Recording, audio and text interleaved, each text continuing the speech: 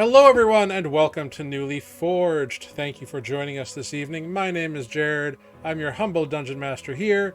Well, maybe I'm not that humble, but humble enough. You're the dungeon master anyway. I am indeed.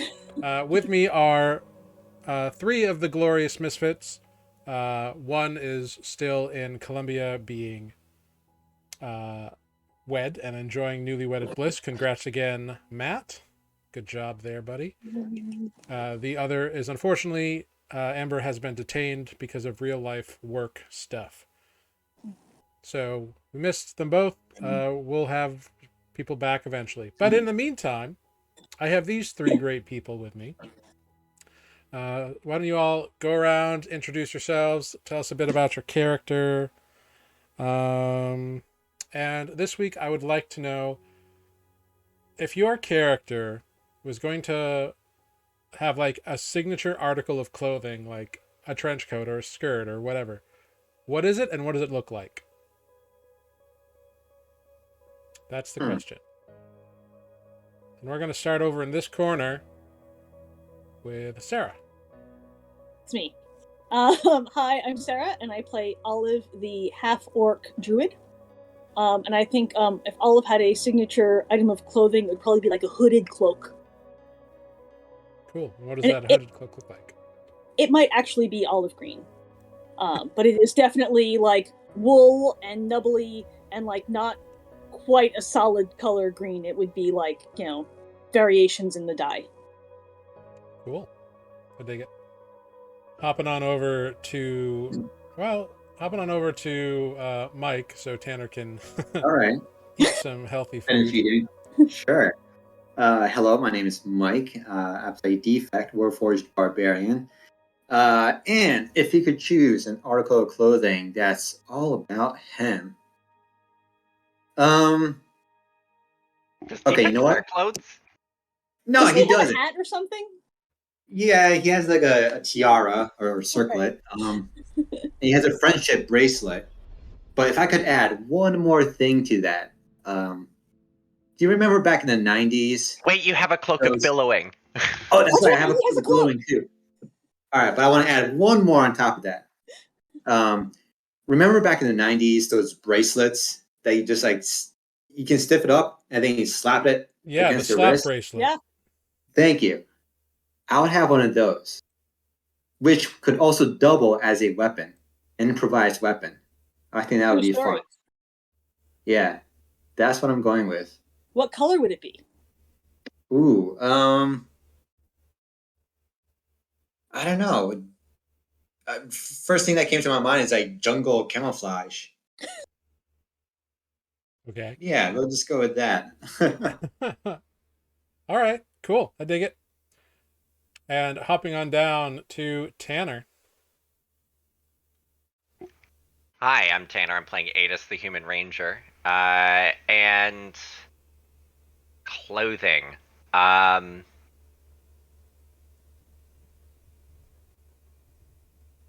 don't really know about clothing because it's all just hide armor. He definitely is going to start his own eyeliner brand, but the eyeliner, was it the eyeliner of perception? Yes. Wait. To go with Adis's look, remember those studded belts from like early 2000s that you get at Hot Topic? Like the pyramid belt? Yeah, those like gold triangle studded belts. Yeah. Oh yeah. Yeah, like the plastic studs. Mm-hmm. I had many of those because I was a goth back in those days. Surprising, I know. But yes, I had many of those. Also, to go off of what Defect says, yes, those are improvised weapons. My sisters can tell you. Okay. I'm the older brother. I have to harass them. Fair. That's fair. I assume it's fair. I have no biological siblings, so all of my siblings were grown when I came into the picture. They would tell you it's not fair, but you don't listen to them. Well, sure. I dig it. Anyway, and as I said, I'm Jared. I play the rest of the universe in this crazy game here on Nuuli. For those of you who are new and haven't joined us before, Nuuli is a world just recovering after 1,000 years of magical apocalypse. And these folks are part of an adventuring band trying to live in it and make some headway and potentially save it. Who knows? Anyway, let's dive in to last week's. Oh yeah. Let's figure out where we were last time on Nuuli Forged.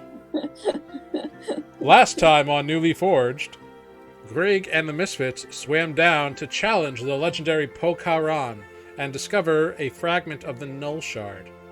They found the creature hidden 15,000 feet below the surface of the Lake of Eels, and a pitched battle ensued.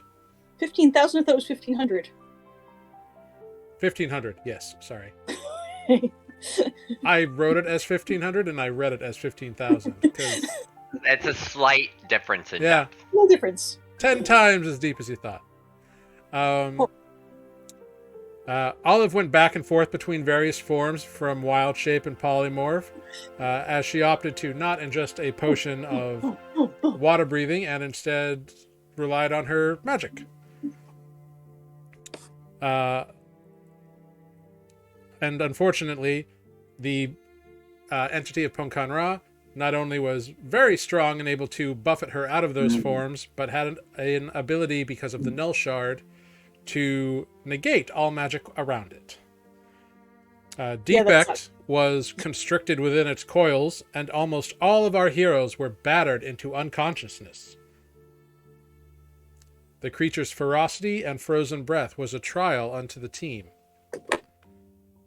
And there was even a part in the battle where all of their magic was indeed affected and suspended, and that included their breathing potions underwater. It was touch and go for a while, but ultimately the party was triumphant and able to recover not only the fragment, which appears to actually have been embedded not within the creature itself, but within an amulet that was embedded in one of its scales, but various ancient artifacts and objets d'art as well. They also found a massive golden statue of a mermaid, easily 10 foot tall, much too heavy to lift, and so they left it behind for the time being. And bruised, in pain, but triumphant, the party has returned to the trawler and its crew, impressing Captain Tesk with their story. So, Captain Tesk, this half-orc captain of the trawler, looks at you all as you are standing semi-sure-footedly on the deck, some of you a little bit more worn and battered than others, listening to you report your story. Huh. Sounds like you all aren't totally ridiculous and useless after all. I'm pleased to see it. The fact that you defeated this Ponkan Ra, like, we all just call him Poka because it was just a legend. If you actually found this thing and beat it, that's pretty big news. I don't know, wave the chunk of Poka at her that I'm carrying. Great. Yeah. Sure.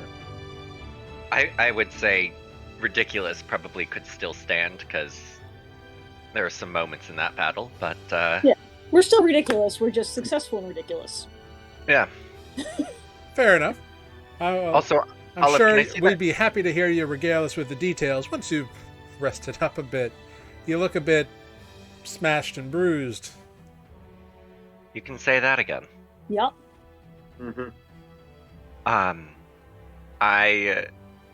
Olive, can I see that chunk of flesh? Sure. I will give Adis the chunk of flesh, and I'll give Defect his axe back, because I'm also carrying that. Yes. Yeah. Wait, aren't you still an octopus, or did you shape back? No, we're back. If we're on the deck of the boat, then I'm half orc again. Yeah, Okay. so it probably like clattered after you wrapped it, because you had the drift globe, the axe, and the chunk. Yeah, I was carrying too much stuff for half orc number of arms. Yeah, But so Alright, Greg will take back the drift globe. great.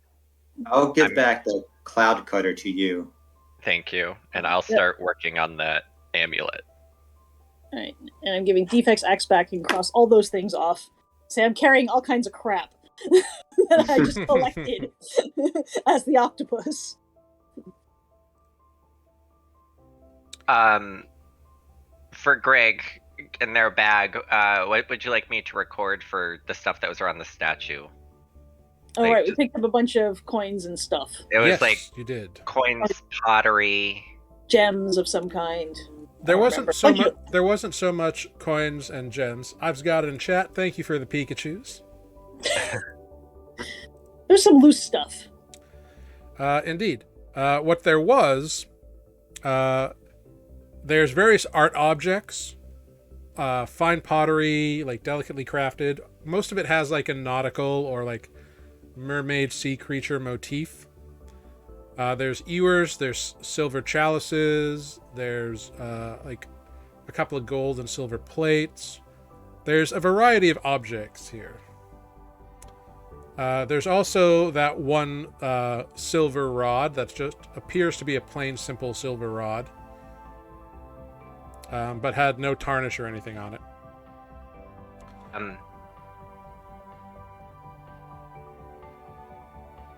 Yep. Greg doesn't have it prepared. I was gonna see if they could do identify. Yeah, I don't have it prepared either. Well, you can't use identify. It's Can I not? It's not a druid thing. Okay. Oh, I could have detect magic, but I don't. That's what I was thinking. Can I have Greg use the wand of detect magic and just look over everything? Because I feel like they would do that. Yeah. The null the amulet with the null shard in it radiates intensely to their eyes, and so does the rod. Yeah. The silver rod. Nothing else appears to be magical. What school of magic? The rod seems to emulate transmutation, and the null amulet thing doesn't radiate a specific school as so much as just power and intensity. Black hole. Yeah. I'm writing these in the bio section in Greg's character sheet. Great. Just I don't want to mess up their organization and their Which, Google Docs. Greg and I think Spoot and Greg have used detect magic on a fragment before. Yeah. So they know like there is no school associated with them. They are just pure magic power and strength, and it's just raw energy. It's like usually things glow with like an outline, and if they have a school, it kind of glows in that school's color, for lack of a better term. However, with these, it's like staring into like a mini sun. Like it's just My eyes! yeah. Yeah. Indeed so.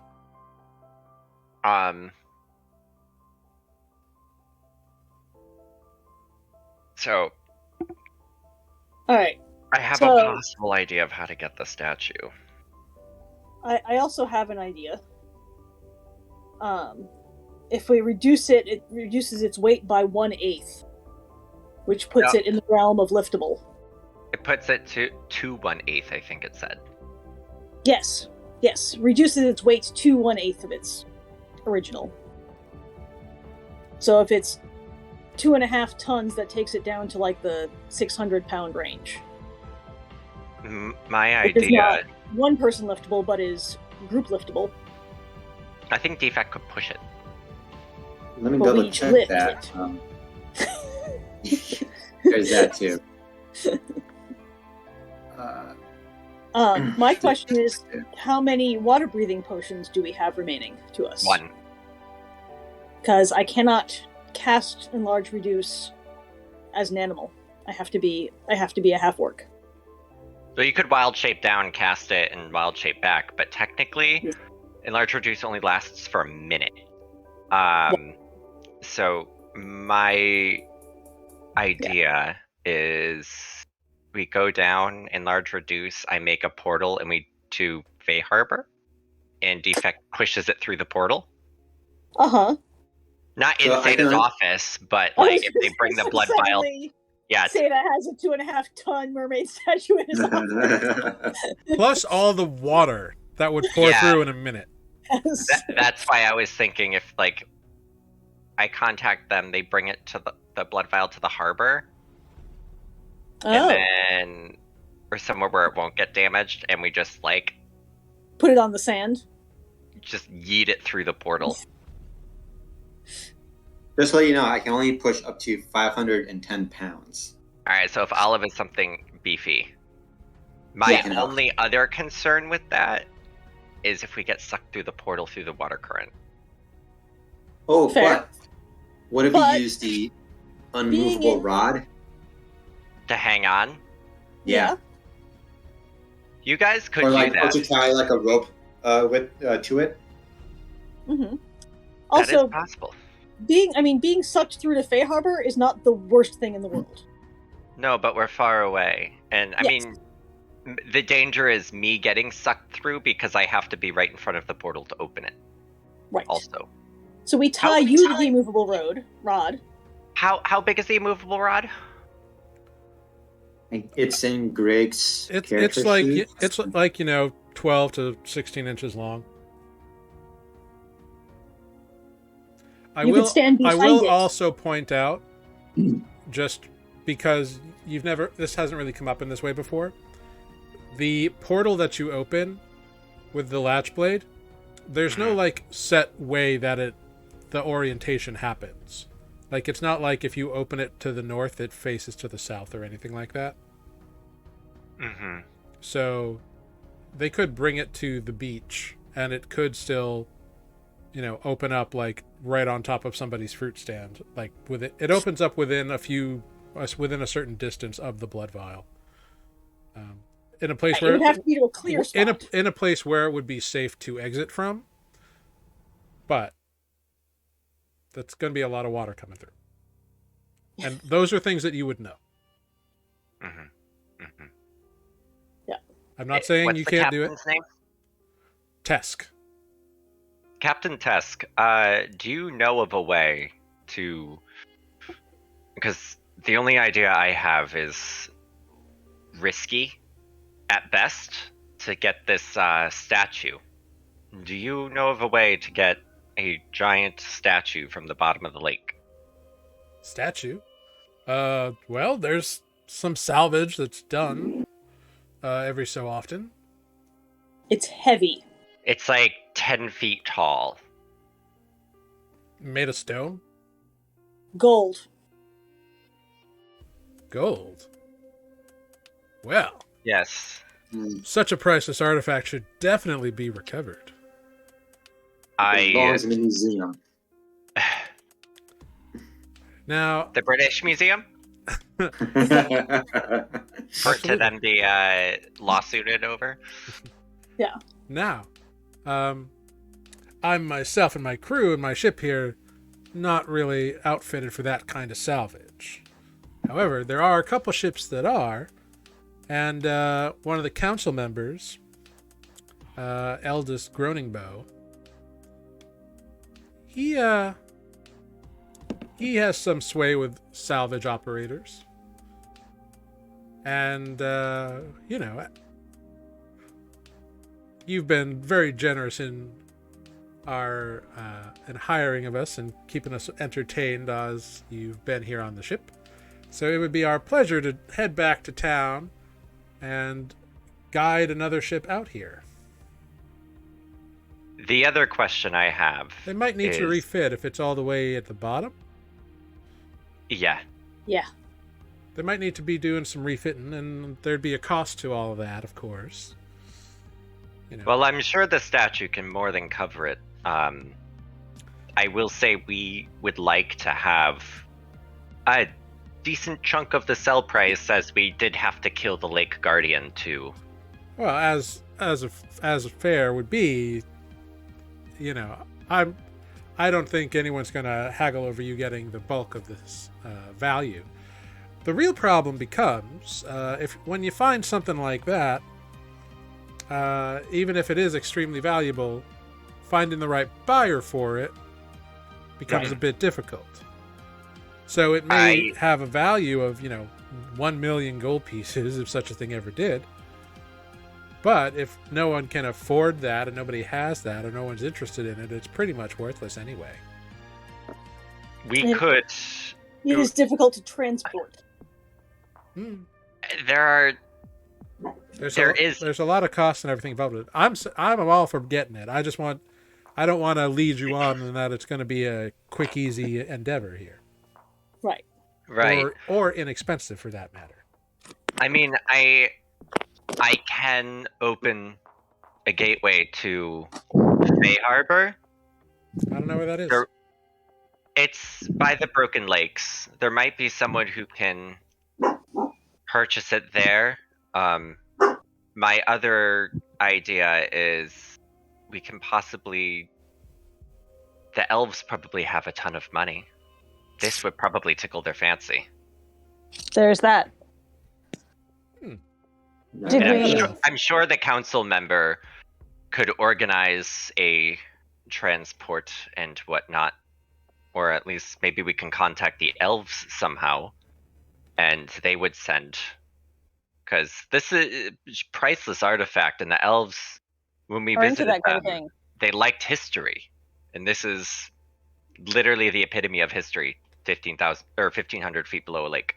Yeah, Adis, I'd like you to make a history check for me real quick. Now that you're like looking at all this pottery and stuff up in the open air and talking about this statue that you saw. Where is my history? There it is. It's alphabetical.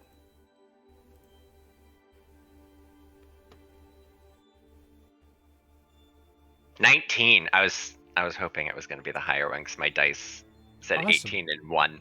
That's like which one's which. So now that you've like been able to really examine the stuff and look at it and see the motifs and everything, and in conjunction with the giant mermaid statue, you realize that that all this stuff is probably remnants of the tide swell regime.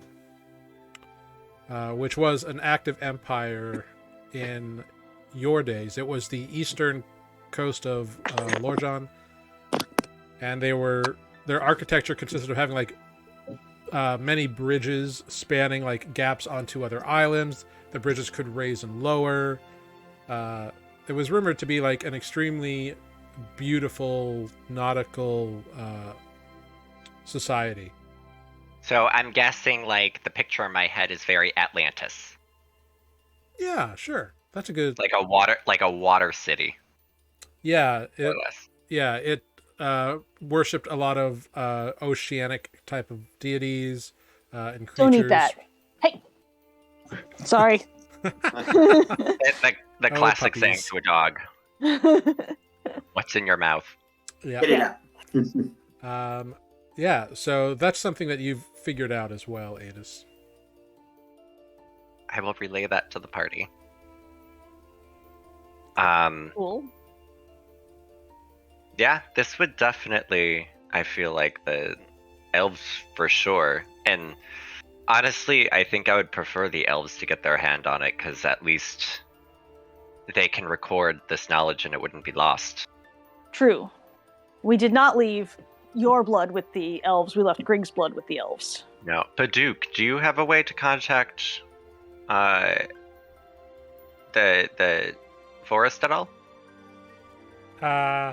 Well, I could send a letter, I guess.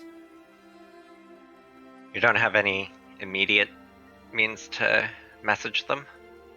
No, I kind of took a leave of absence, so I didn't...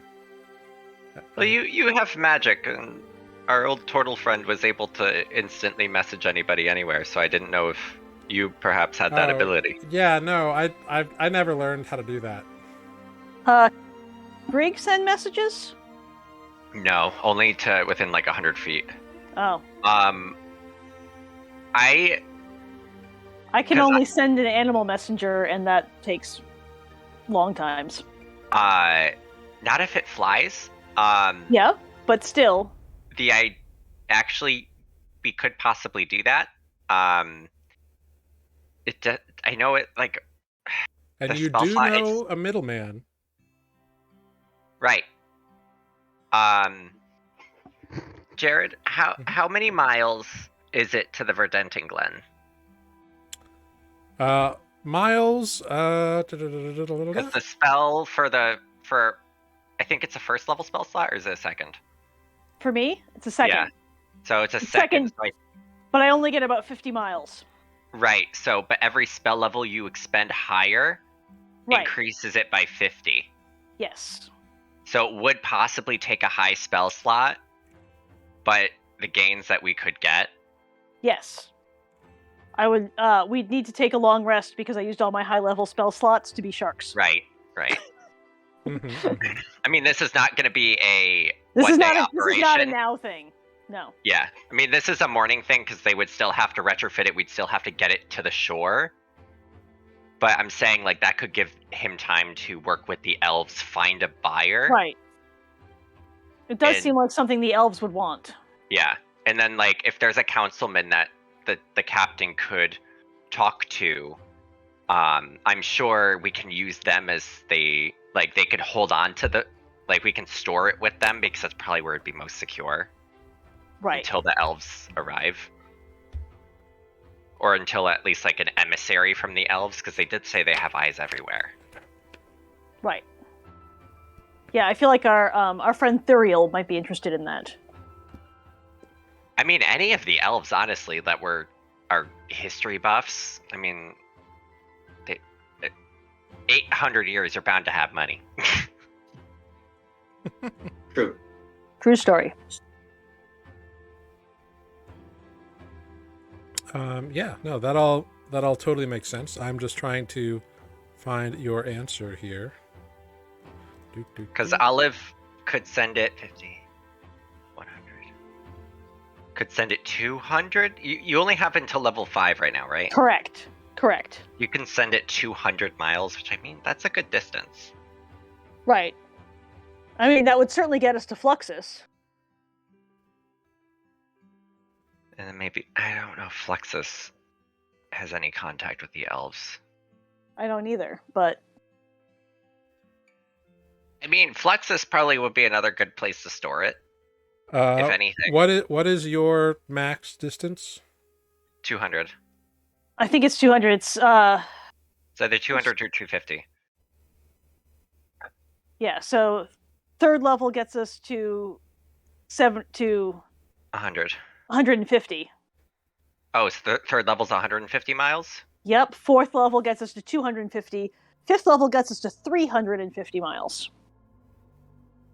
Because the last time I used the spell, I didn't have fifth level spell slots yet, and so I can only go 250.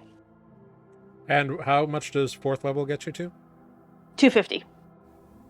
And fifth level will get you to 300? Get us to 350. 350. Yep. Cool. You think you can do it, but it would take the highest... You think you can do it, but it would have to be your highest level spell slot. From the town of Dagma, it is, as a bird flies, approximately 270-ish miles. Okay. And it doesn't need to be a big bird because all it's doing is carrying a message. Yeah. Well, it has to be a bird. You have to find the animal to use it. It's be a European swallow. Yes.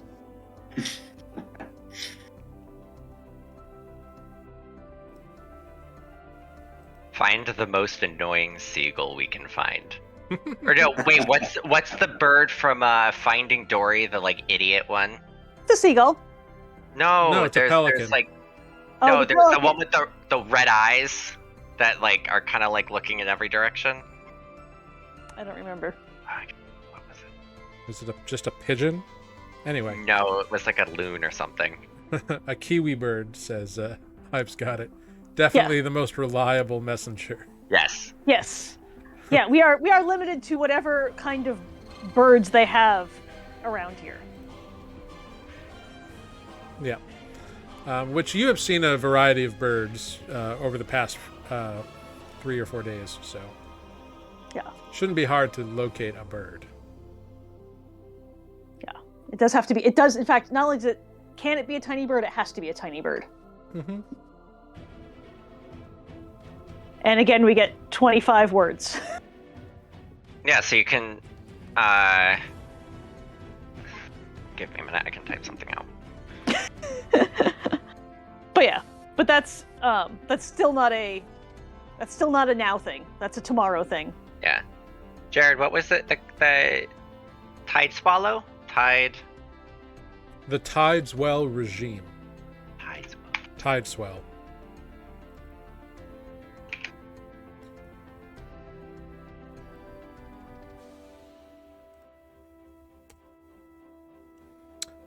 Yeah. So the captain asks what your immediate desires are, because they have the location. You know where all this stuff is. Right. I think there's a chance that Polka might not be there when we come back. That underwater scavengers will. Sure, it's already happening now as we speak. Yeah. Already started. We have one potion of water breathing. I can go down tomorrow. I can go down as an animal. Can. What time is it? Because you could do another short rest technically.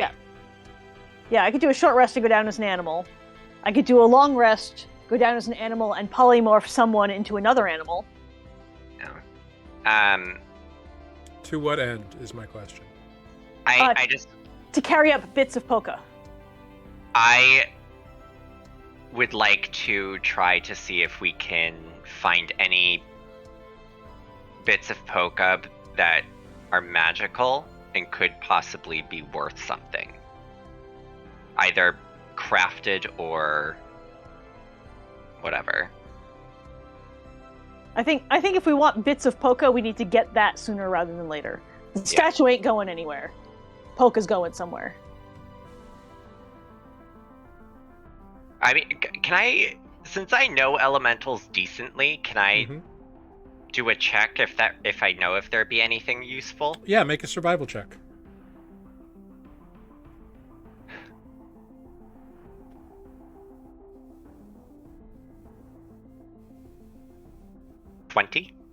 Cool.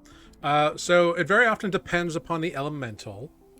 But given that that Ponkaran was a presumably water-associated elemental, it is possible that a few of its organs may be useful to the right buyer.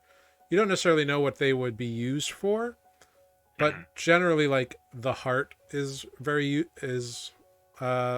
something that people go for, or the liver sometimes. Anything like teeth or scales would be useful? Just for trophies, like, really. And again, it's also people, like, having an interest in buying them. Right. Do I know... And it would be a lot of work, because those organs in a creature that size are going to be large, and then you have to transport them. Mm-hmm. Right. And there's no, like, elemental core or anything that we could carry that I know of? In some creatures there are, in other creatures there aren't. It's a crapshoot. Right, and the chunk we brought up already has several scales on it. Yeah, there's a few scales. Yeah, I was just curious if there is, like, a core of, like, elemental power that we could have gotten, or if, like, the teeth, since he was able to do, like, cold damage, could be crafted into something. Oof, Jesus. But I mean, like, the teeth were pretty large. It's possible to make, like, art or maybe a dagger out of it, but you don't know if the teeth are necessarily magical. Right. Well, it's up to you guys. Do you think it's worth it, or... Because that thing's pretty big, and I don't know if we can carry everything up ourselves. I mean, going down for scales and teeth and maybe something like an eye seems like not terribly invasive. The eye is massive. Yeah. The eye Yeah, remember? It was like... I don't think we can carry the eye. No, but like... teeth. internal organs are going to be even bigger than the eye, and also Right. hard to get to. I don't know if it's worth it to waste our last potion of water breathing for now. Well, If we want, I like we to can go come down back. at least.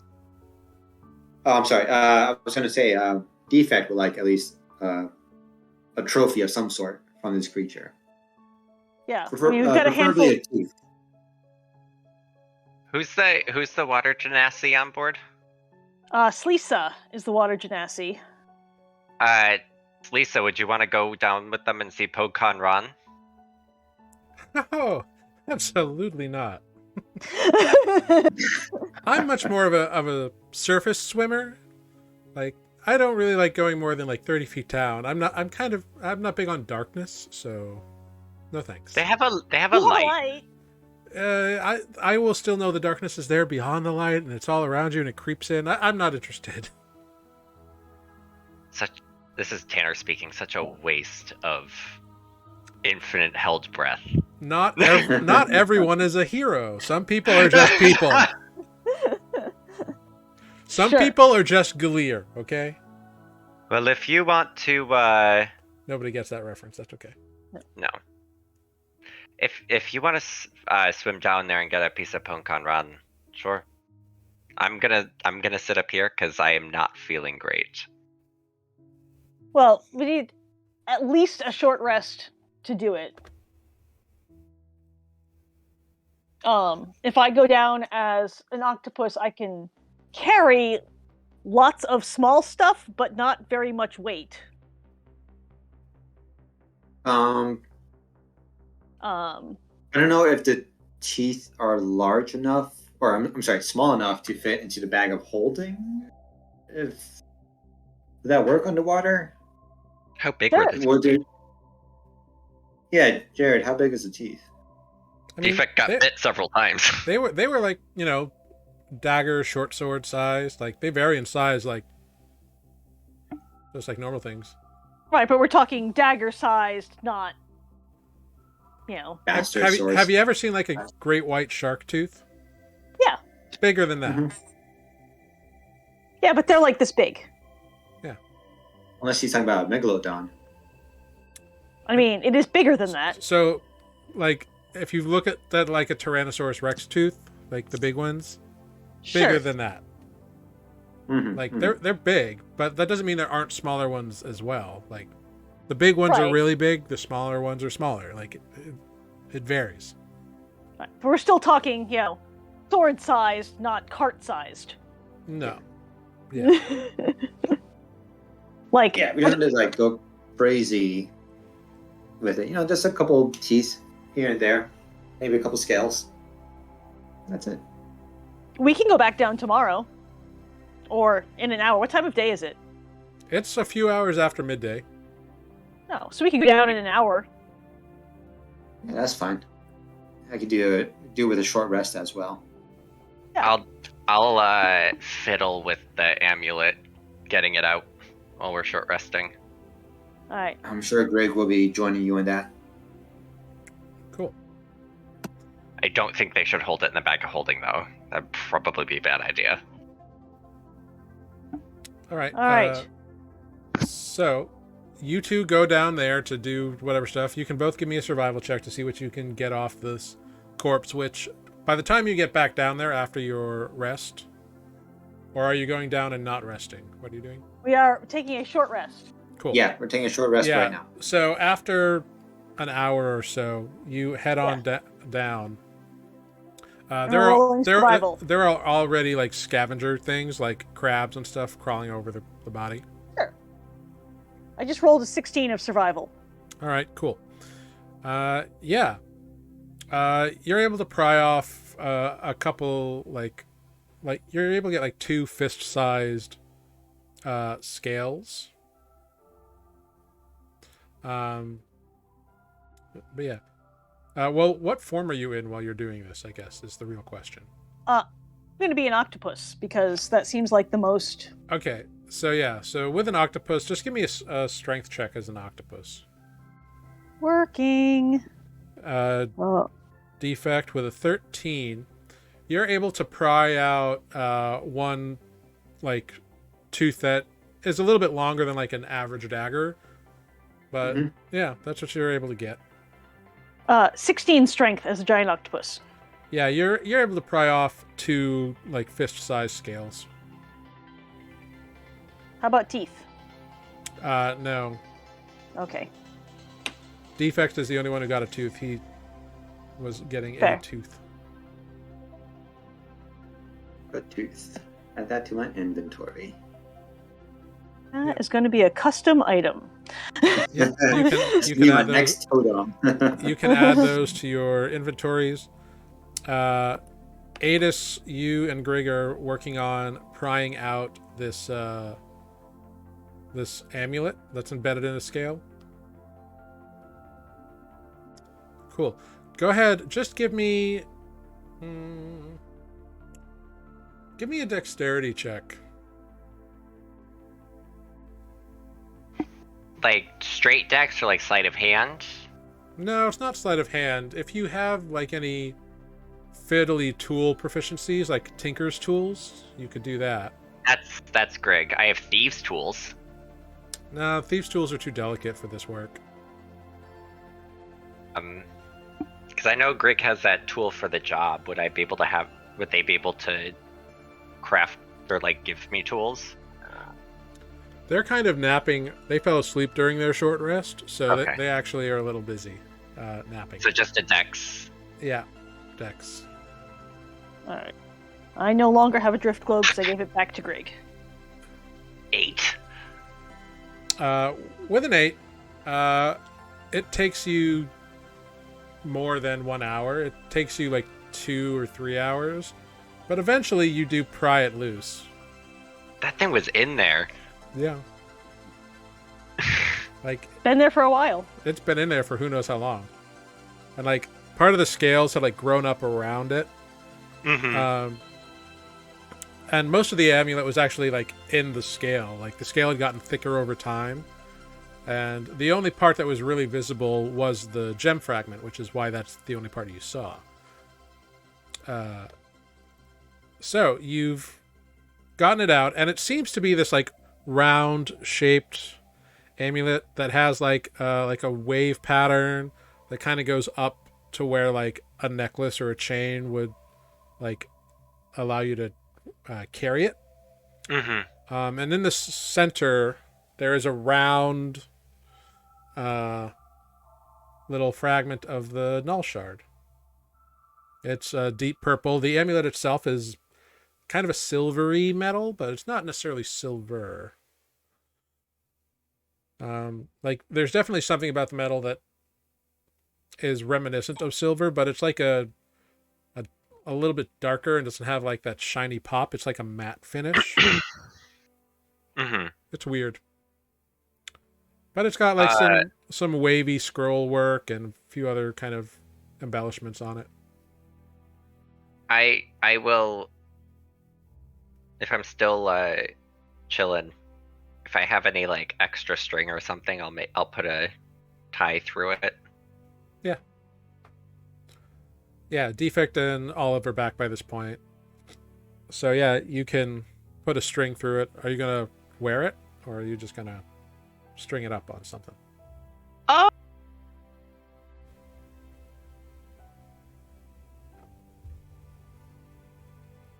Concerned about what carrying it openly might cause. Portal What are to you gonna do, Fluxus. Okay. Can we do that? Yeah, I left a blood vial with him. Yep. So Are we now? All right. Oh, you open the portal, and you see that library on the second floor of Fluxus's house, but you don't see Fluxus there. Fluxus! Fluxus! Let me make a check to see if he hears you. This is difficult without Spoot. Yeah. This is all I got. Well, I will remind you that Grig did make sending stone, so you could have swiped the sending stone and told Fluxus that you were doing this. I didn't know Greg had the sending stone with Flux. Shit. Yeah, that's why Defect's javelin is no longer magical, because they made a set of sending stones. and left one with Fluxus. I forgot about that. It's all right. Oh, does he appear at all? Let's see. Let me just double check. I have to find Fluxus. Also, Sarah, I have the thing typed out for the message. Here you go. It's Oh, great. 24 words, so we're one under. All right. So I can say hello. Cool. He does not hear you. You rolled a 4 on his perception check. Drop the amulet off and then send a sending stone to him. I want to hold on to it for now. Oh, okay. Don't drop it off then. Yeah, you don't know where he is, but he's not like in that library area. He may be out at market. He may be working in a lab somewhere. He may be taking a nap. You don't know. Right. I will swipe that sending stone from Greg. Yeah. And is it just a sending spell? Just one time, though, per day? Yeah. Okay. And I will send to Fluxus. Found the null shard from Pokeron. Ponkaran. Ponkanran. Sure. It's in an amulet. Is it safe to carry? What do we do with it? All right, cool. You get a response back. Well, I never had any problems carrying my fragment until it was stolen, I suppose. Should be safe enough. You're muted, Tanner. No, I'm not muted. Oh, you're moving your lips and not saying anything? It was a hushed, like, sarcastic, safe enough. Alright. Well, I'm attuned to too many magic items, so this will go to defect since he does not hopefully use magic. We'll see what happens to defect. Yeah. For science! More science! I'm a test subject, yes. I poke one of defect's compartments to make it open. It just Or I pops out. Wow, that is defect until it personal. opens. Yeah. That is Yeah, personal. we're all friends here. Defect, hang on to this. I'm curious what happens. And I put it in his compartment. Fluxus said it's safe enough. And I slowly, like, close it. Until you hear it click. All right, okay, so you have it in a pocket. That's what you do. Pretty Essentially. much. that's what you have. Yeah. He doesn't like stop working, does he? No. Okay, good. Yeah, that was my first, like... I was like, cool, so let's nullify the Arcanatron. Yeah. I mean, if He I is had a living being. If I had a free attunable slot, I would have attuned to it. I wouldn't give it to Olive because Olive mains magic. I think that would be kind of counterproductive. Yeah, Olive doesn't want it anywhere near her. Yeah. Can't wild shape, can't cast spells, nothing. I just love how like scared of everything you all are. This is amazing. Olive didn't even touch the amulet on the scale when she brought it up here. She carried Normally, it by the like trunk of- normally D&D players are like, "Oh, magic item, let me tune it. I want it," and you guys are like, "Mm." They haven't been properly traumatized yet. Yeah. It's a null shard. I Null mean- is not a thing we want. So are Not you? all the time, so- it depends. I mean, no one who's always excited for magic items has ever held a cursed item. And not known it's cursed. That's the fun part. So defect. It's in a it's essentially in your pocket right now. Right. You all know that like attuning to an item requires you to like have it out, spend time with it, like and like wear it, like, and to gain the effects of like any magic item, you need to have it like on your person, not just like tucked away. So, if you want to use the string and just put it on and wear it, you can attempt to attune to it. Let's do it. Okay. Well, now that we know it won't, like, power defect down, hopefully.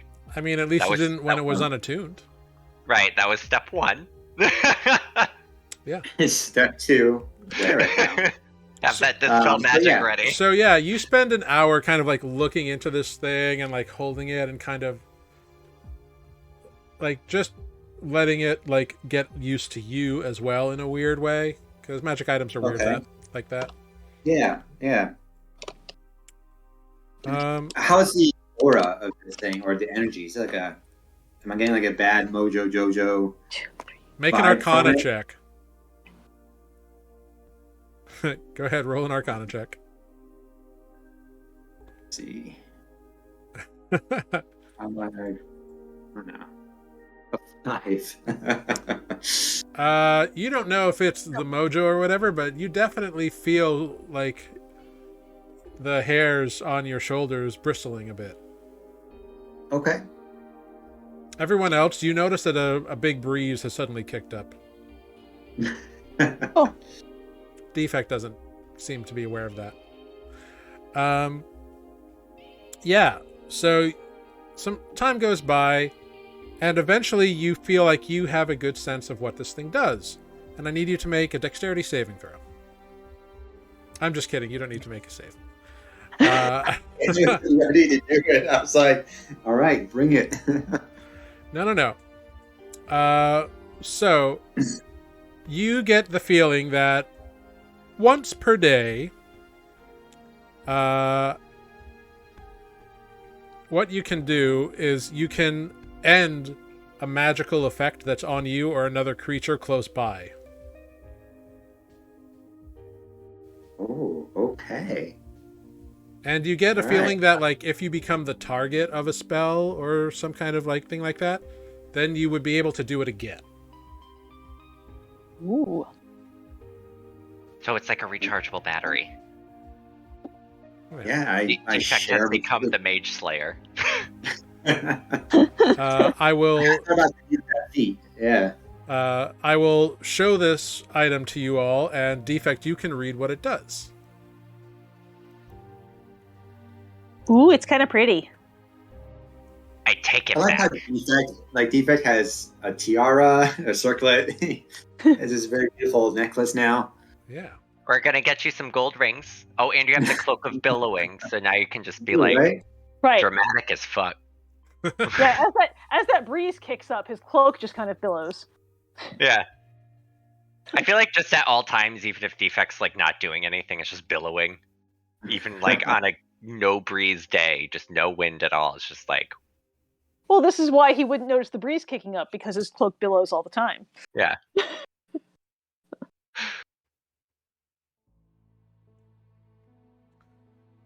So you can read that all to everybody out loud. Yeah. So this simple-looking medallion is made of a strange silvery metal and contains a smooth fragment of the null shard. This item requires attunement. This item has 1 charge. Anytime you are targeted by a spell or spell effect, this item regains 1 charge. And while attuned, you can use an action to expend the charge and end 1 magical effect on a creature, including yourself, within 5 feet of you. If the creature is hostile towards you, it may take a DC 13 Wisdom saving throw to resist this effect. I mean, ending a spell effect on you, that's pretty great, because like Yeah. if you're targeted with like entangle and you're restrained, no, you're not. Yeah. Exactly. Yeah. It also means that I can recharge the amulet by enlarging him. Or someone casts fear on me. It has many This is uses. good. Yeah. Yeah. It's almost like you have a piece of an extremely powerful magical All that- source. A wondrous item, even. An artifact, you might say. Yeah. Well, shall we is go back amazing. to the shore? Yeah, I suppose we ought to sail in and look into salvage. We are marking this location on a map somehow so that we can get back here. Oh, the captain has marked it. Captain Tusk Okay. has notated where The exactly. captain is getting this gold. Yeah. The captain is going to get her cut of it one way or another. Right. Yep. She's dedicated to that. Cool. Yeah. So you pick up anchor 2 days back. Yeah. I'm sorry, really quick. While we were in this part of the lake, were there any other boats nearby? No, but they told you early on that like most people don't come and fish the deep parts of the lake out of superstition. Why don't we keep? I'll tell like the captain.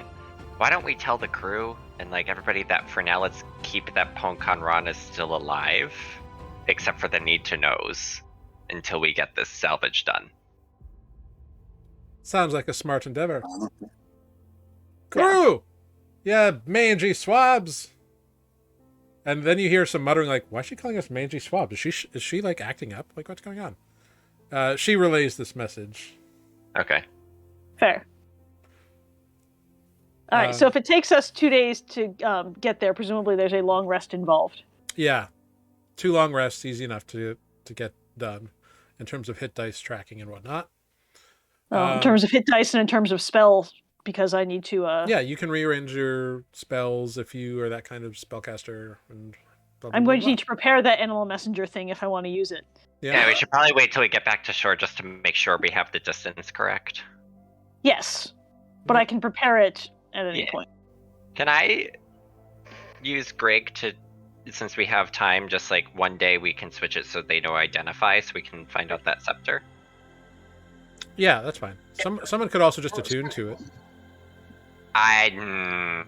Not without knowing. I was going to say attuning to strange objects. Sure. So yeah, eventually Greg casts identify on it. Not a big deal. And they find out that it is a mercurial rod. Ooh. It does not require attunement. Oh. And you may use a bonus action to have this rod magically take on the shape and statistics of any simple melee weapon. Ooh. Does it count as magical? Yeah, it's a magical thing. It doesn't do any like extra damage or any fun things, but it's just for overcoming resistance. Yeah, it's like dagger, mace, club. Any simple melee weapon? Yep. I think is it technically metal though? Because I know druids can't use metal. They can't wear metal armor. Can't wear metal armor. I can use metal weapons. Oh, okay. Yeah, it's about proficiency more than because for some reason druids have always been proficient in scimitars, which I don't really understand, but whatever. Yeah. Yeah, I certainly have a Rules. scimitar and some daggers because. But yeah, who wants the mercurial rod? Does anybody have any drawing to it? I mean, I'm happy with my axe, so I already have the null shard necklace, so. I mean, I can carry it. I don't have any particular melee weapon. How big is this rod? It's 12 to 15 inches or so. Like it's the size of like what it can transform into. And in fact, when Greg identifies it, they then be like, oh, it does this. It's really cool. Dagger, and it forms and it has a little dagger edge, and kind of like the metal like sucks into itself and reforms into a dagger. And mace, and the metal like flows up and gets bulbous on one end and becomes like a hammer. Club, and it kind of just becomes like a bat essentially. I feel like that's a Greg weapon. Plausible. The chaotic nature of this thing makes me think Greg. Yeah, I mean, I'm carrying 2 daggers, You're right, a scimitar, and a sling I'm not using. So. Yeah. Mostly I have claws or I whack things with my quarterstaff because that's Your druidy. claws are technically already magical. Yep. Yeah, I'll leave that with Greg. All right, cool. But yeah, so it can become a club, dagger, great club, hand axe, light hammer, mace, sickle. Actually, it can't become a great club. That's too big. It can Is become any a simple sickle. weapon? Simple melee weapon. Simple melee weapon. Okay. Yeah. Because I know martial and simple are two completely different things. They are. It won't. Greg tries to make it a like a spear and a javelin, and it doesn't work. Like there's not enough material for that. Okay. Same with a great club. There's just not enough material within the rod. Does it make a short sword? No, because that is a martial weapon. Right. It was worth a try. Yeah, makes a sickle though. If you gotta reap that harvest. That is supposed to be my traditional weapon, but I don't carry one. I got this quarterstaff. It's real pretty. It's got olives on it. It does. Yeah. If we ever need to surrender, use The your staff. the nice people in my village carved it for me. Cute. It's pretty. It doesn't do nothing but beat people, but it's pretty. Hey, sometimes it's all it needs to do. Yeah. So 2 days later, you arrive back at Drachma. Cool. Over these 2 days, I think you and the captain have come to an arrangement on what her percentage of any sales from the recovery of this statue will be. She opens with 8%.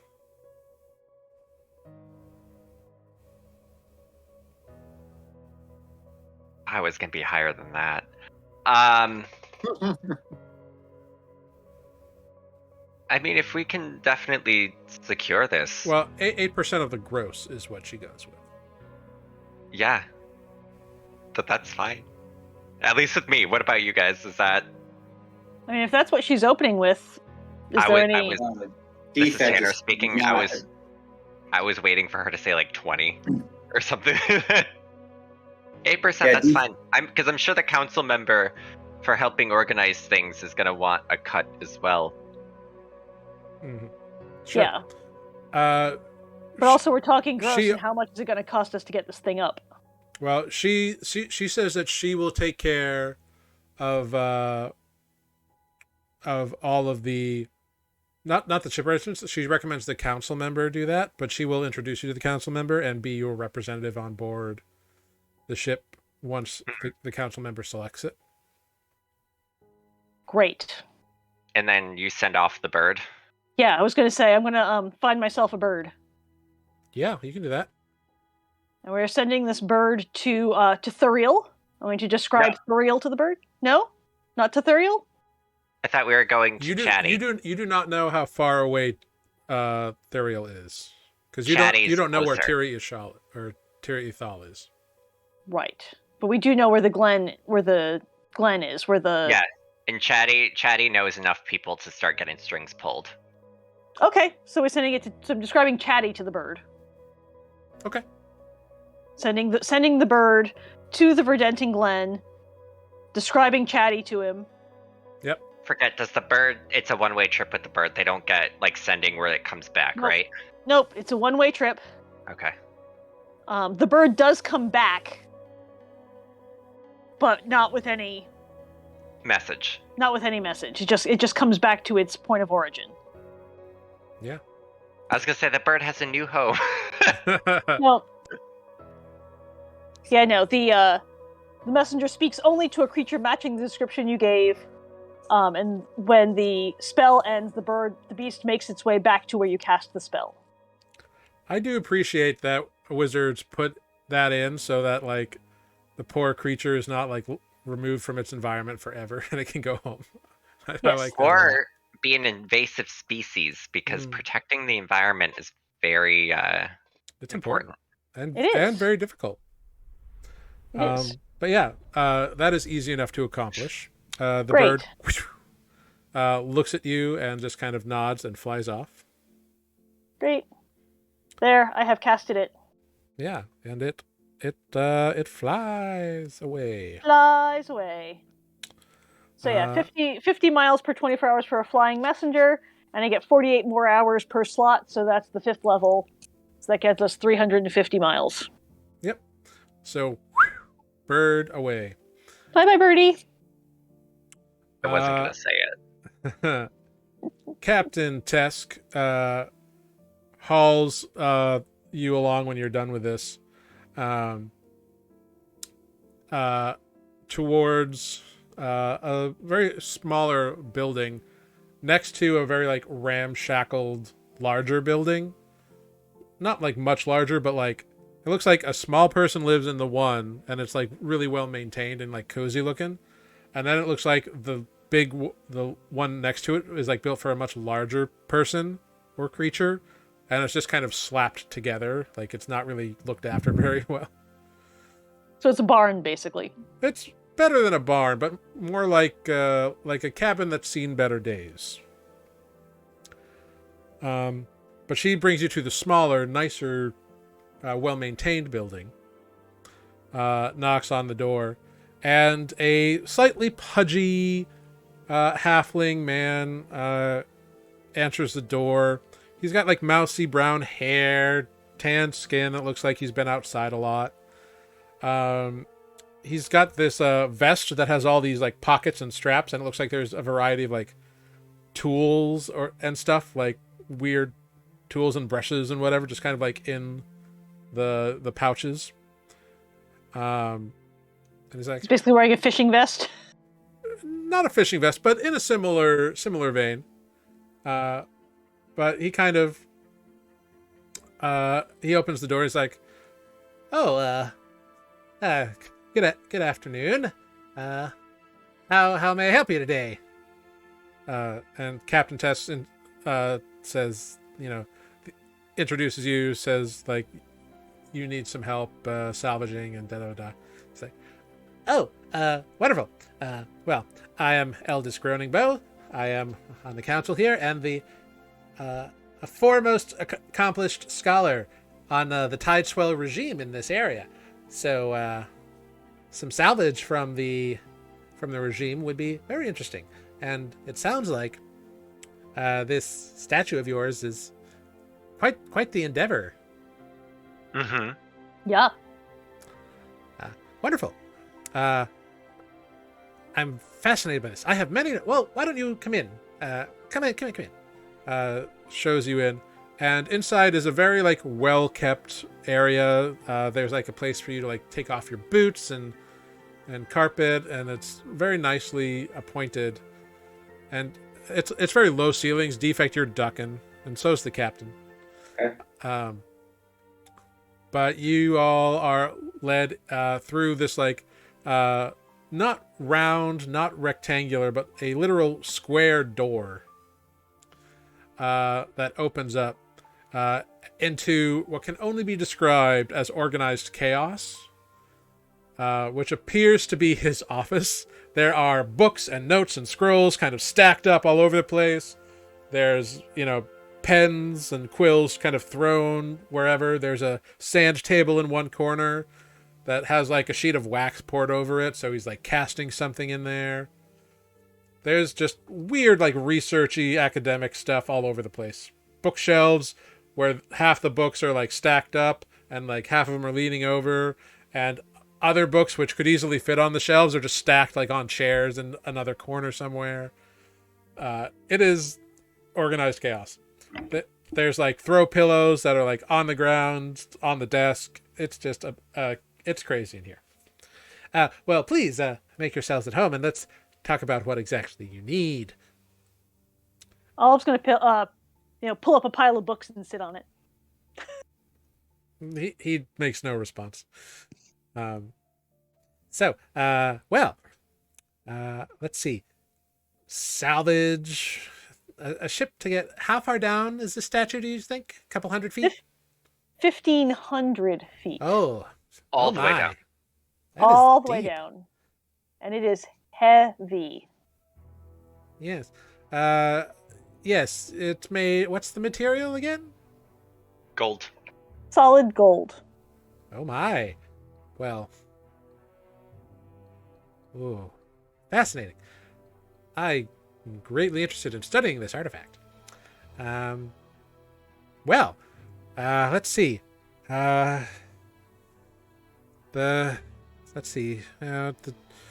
dredging arms aren't going to work. What we need is a crane, a big crane with strong ropes. Maybe 2 cranes. Maybe that's what we need. Well, What about some way to put air in a balloon? what?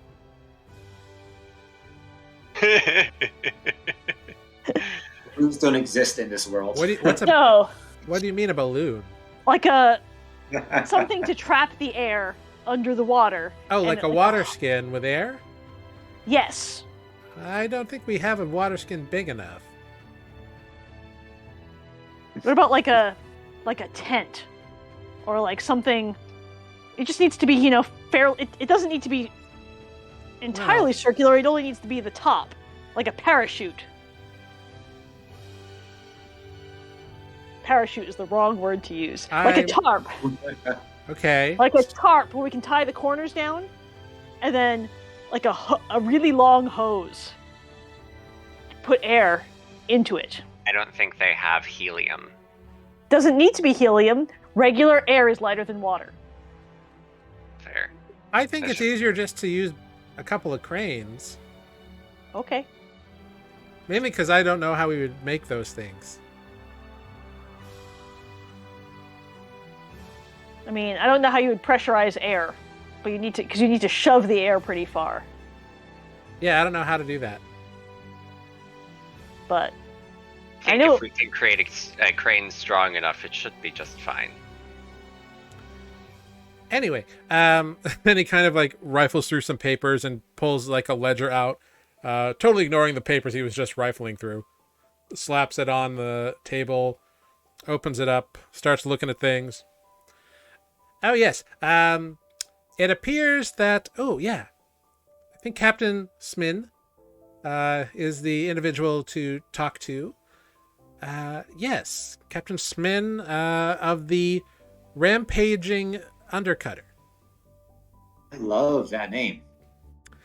It's a very imposing name, but really, Smin is a very nice person. But, you know, I guess everybody has their stuff. Now, I'm sure it will take a few days of refitting to make sure that the cranes are reinforced and that they have enough rope that is long enough. But for something that you describe here, the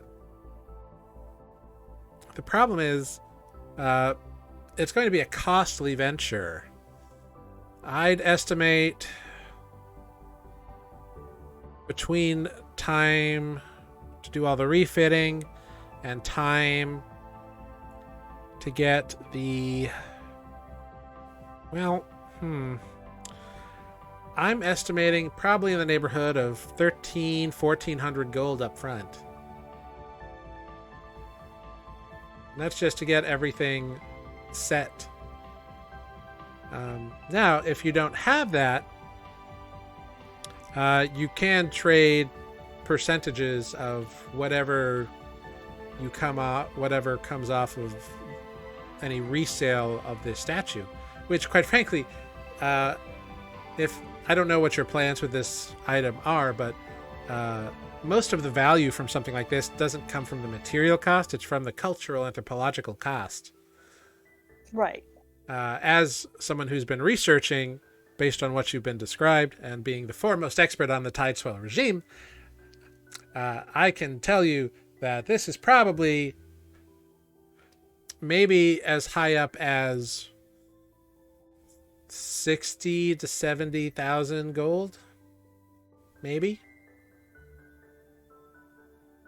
Mighty nice. We've sent a message to someone that we know in the Verdenton Glen who knows a bunch of elves. We figure where history was not lost, it might be safest.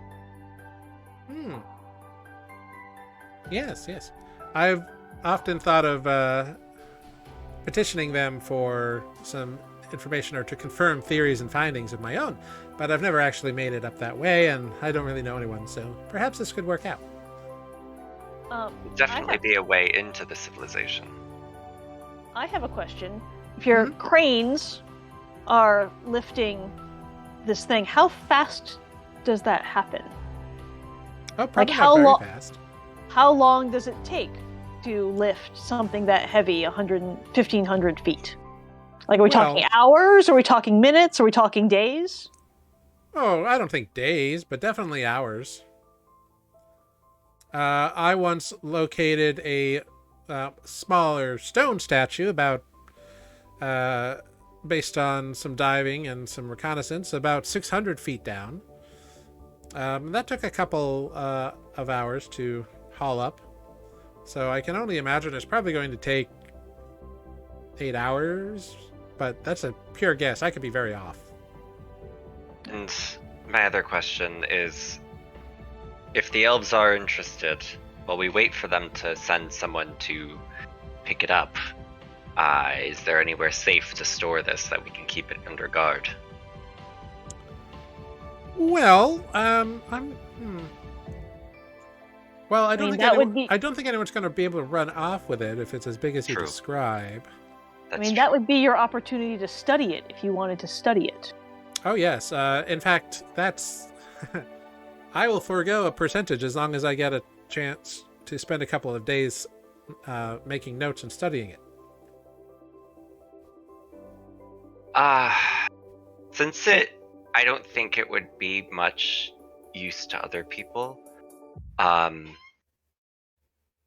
would like to maybe. How interested would you be in some like Tide Sweller art? I mean, I'm always interested in Tide Swell artifacts. I take out the art pieces, not the chalices or the plates, but like the. Well, like art pieces is like the general, like it's all art pieces. Like. Oh, it's all art pieces. Yeah. I thought there was like pottery stuff that we took. Yeah, there is. I'll take out the pottery and not the like gold or the plates and stuff like that. Just the. Oh, okay, sure. He looks at it very excitedly. These are indeed in fine repair. Practically no damage on them at all.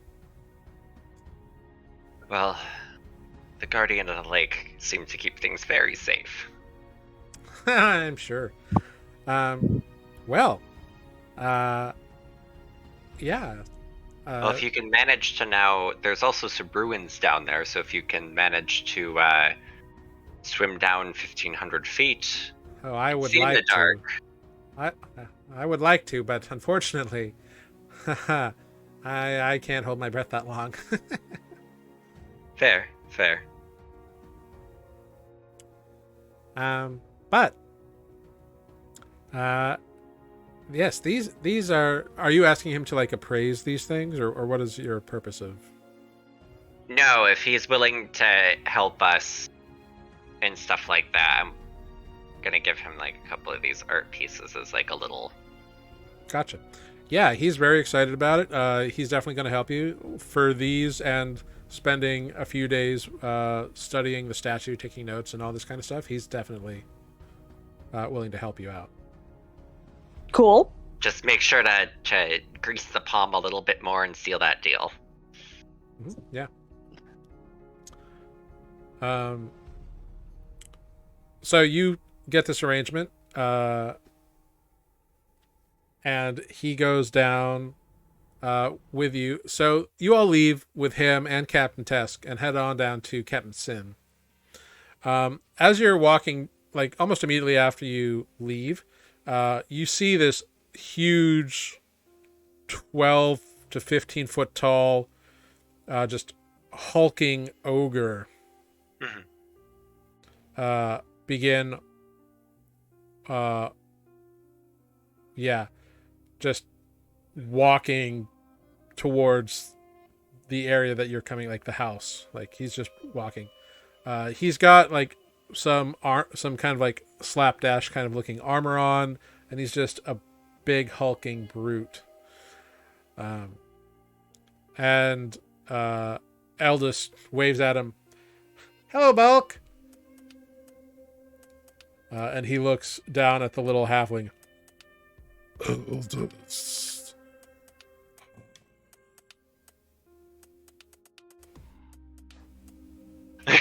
And he introduces Bulk. Bulk is apparently the guard captain for Dragma.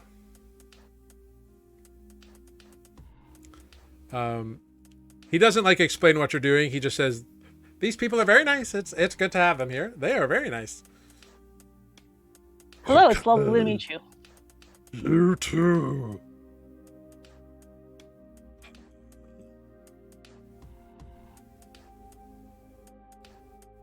Bye. And he walks into the large kind of ramshackle building next to Eldest's home. Oh Lord, I love it. So we have very small man, very large man. Yeah, I mean, you're not sure of Bulk's gender identity, but yeah, essentially. But very small being, very large being. Yeah, they're neighbors. Halfling, ogre. Yep. So down you go to the docks, and you find Captain Sim. And they are, kind of a fairly nondescript looking individual at first glance. They don't have too many. There's one of those people who they don't have distinguishing features or any way. They're just kind of plain looking. Mm-hmm. But they nod and they pretty much agree to all this and say, well, retrofitting, line splicing, backup line splicing. We'll need to install a couple of extra wheels for the ropes. It's probably going to take 3 or 4 days, and it's pricey. Do you have gold up front to pay? Oh, Grig, what do we have in party funds? Yeah, I'm looking. I have to open my email. Hold on. Yeah. Because it's going to be about 1,400 gold up front, and then we'll take 6% of any resale value.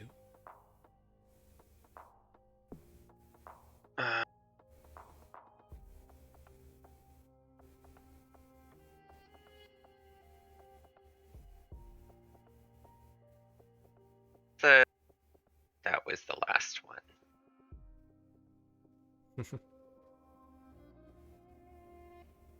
Joint cash. He said it's about 1,400.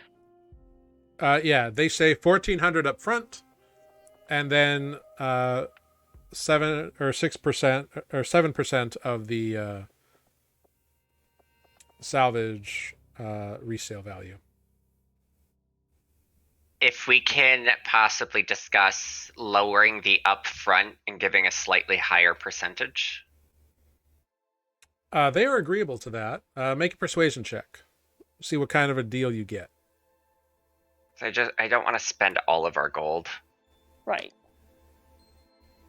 Well, we've also got some platinum, apparently. Yeah. Greg, I don't think has ever told you all about the platinum. No, but she shared her character sheet with us so we can see it.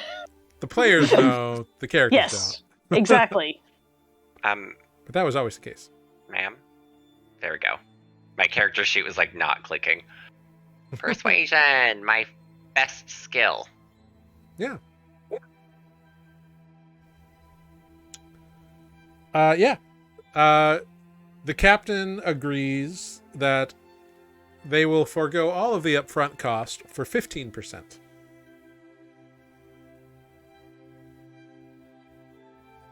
I feel like we want to be somewhere in the middle. What if we give them 400 gold up front? For 400 gold up front, they'll bring it down to 13.5%. Is that worth it to you guys? We'd be giving up 21.5% of our current. of what we get of that. Which, I mean, probably is It'd be a still... lot. What? It would still be a lot, right? Yeah. We find a seller. I'm sure one of the elves will take it. Yeah. Chatty will also probably want a percentage for being a middleman. All of you make a quick history check to see if you remember the kind of deals and percentages that Chatty usually goes for. Cool. Not Olive and Defect. You said history? Yeah. Yeah, no, me and Defect are paying shit. Attention. Sorry, ignore that. I'm on Grig's character sheet. Okay. Indeed, with a 2, Olive and Defect, you have no idea what Chatty's prices are. We're not even sure we remember what his Chatty looks like. Yeah. Olive with, Adis with an 8.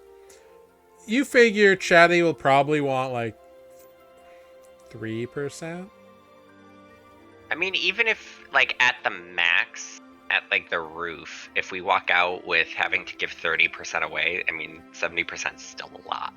It's true. What did we agree to with Captain Tusk? Was it 8? 8. Captain Tusk was 8, and then 13.5% plus 400 up front for everything else, and then another 3% maybe for Chatty. But I'm just saying, like, at the ceiling, if we escape with, like, having to give away 30%. That's still not bad. Right, yeah. Yeah. I would say, like, if it starts getting closer to 30%, then I might start fighting somebody. Right. But yeah, we're in the just over 20% range now. Yeah. Maybe 25%. At the max at the moment, yeah. Like, I would say shoot for the stars with Chatty and be 25%. Yeah. So, yeah, I think everything's fine. Yeah, let's do this. Also, we're not a persuasion party, so... We are not charismatic. No. Nah. Lucky so for you all, Chatty is. Right. But us trying to bargain anything... will probably get us, like, less than we were planning for. Yeah, remember how well that worked with the cart? Right. So you are going to have you make all these arrangements and you agree to your various stuff here. Great. And it's going to be a couple days, which means you're going to have a couple days of downtime in town. Great. And while Chatty is hopefully championing your cause back in the Verdentious Causeway, and you all are hanging around here in Dragma, we're going to take our break. So we will be back in about 5 minutes or so. Great.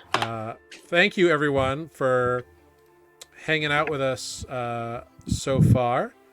And we will be right back here on Nuuli Forged in about 5 minutes. So, great. Okay. So we'll be right back, everyone.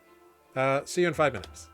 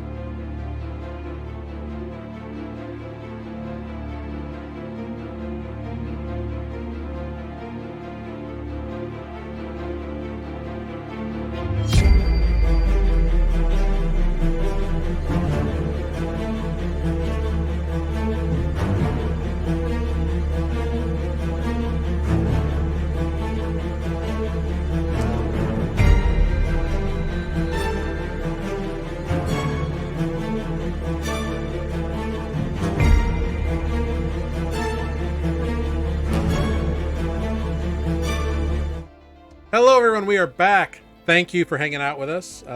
Hope you all hydrated, went on bio breaks, got a snack, whatever you need. We are back. Our friends have secured the use of a ship. Unless there is anything specific that you all want to do in town during the next few days, we can move ahead. Not really. Although I do feel like we were trying to get ahead of the other group of people looking for these shard stones. So in that time, does anyone sketchy show up? Make a perception check.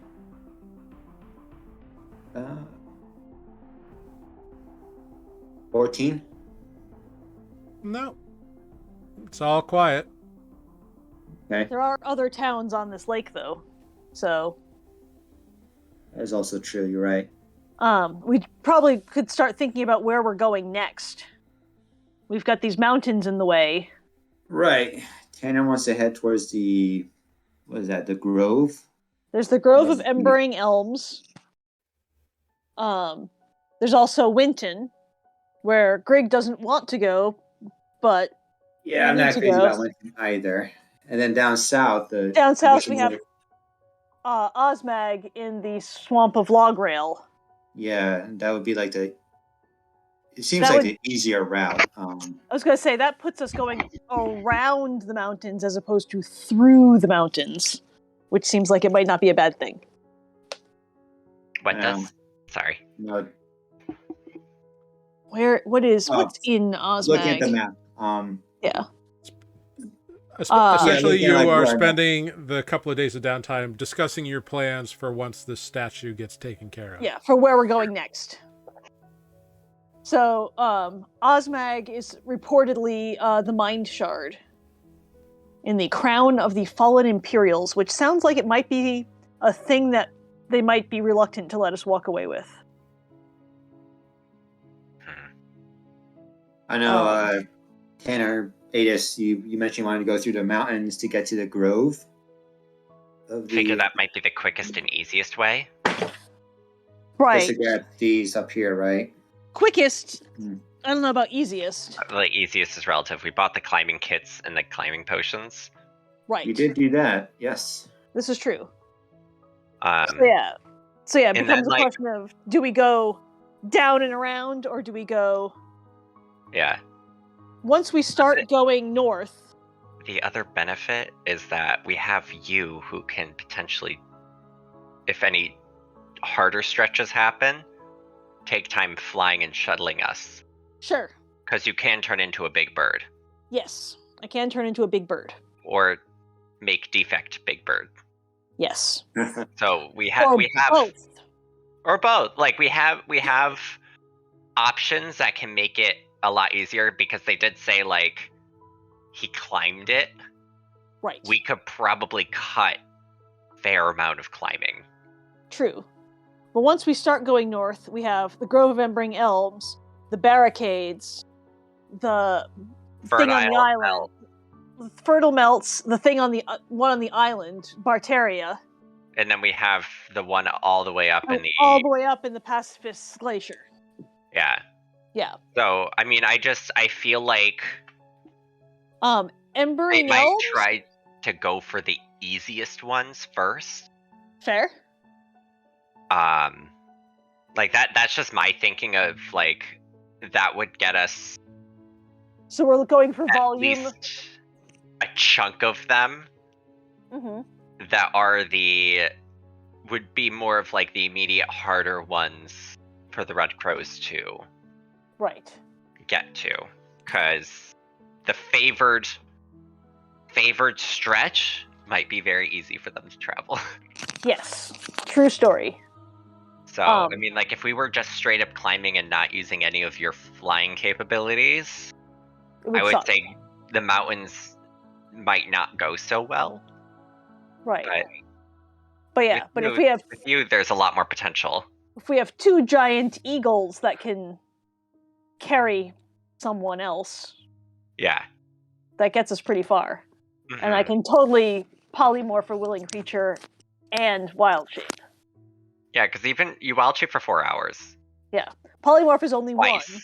Right, but Yeah. if you wild shape for 4 hours and like help us get through harder areas one person at a time. Yep. And then short rest, do it again. Short rest. I was gonna do it say I again. can also I also get that recharged on a short rest, Yeah. but I get like four shots at polymorph at this level. Mm-hmm. So that also, and I can polymorph someone, and that doesn't have to be me, into a bigger bird than I can wild shape into.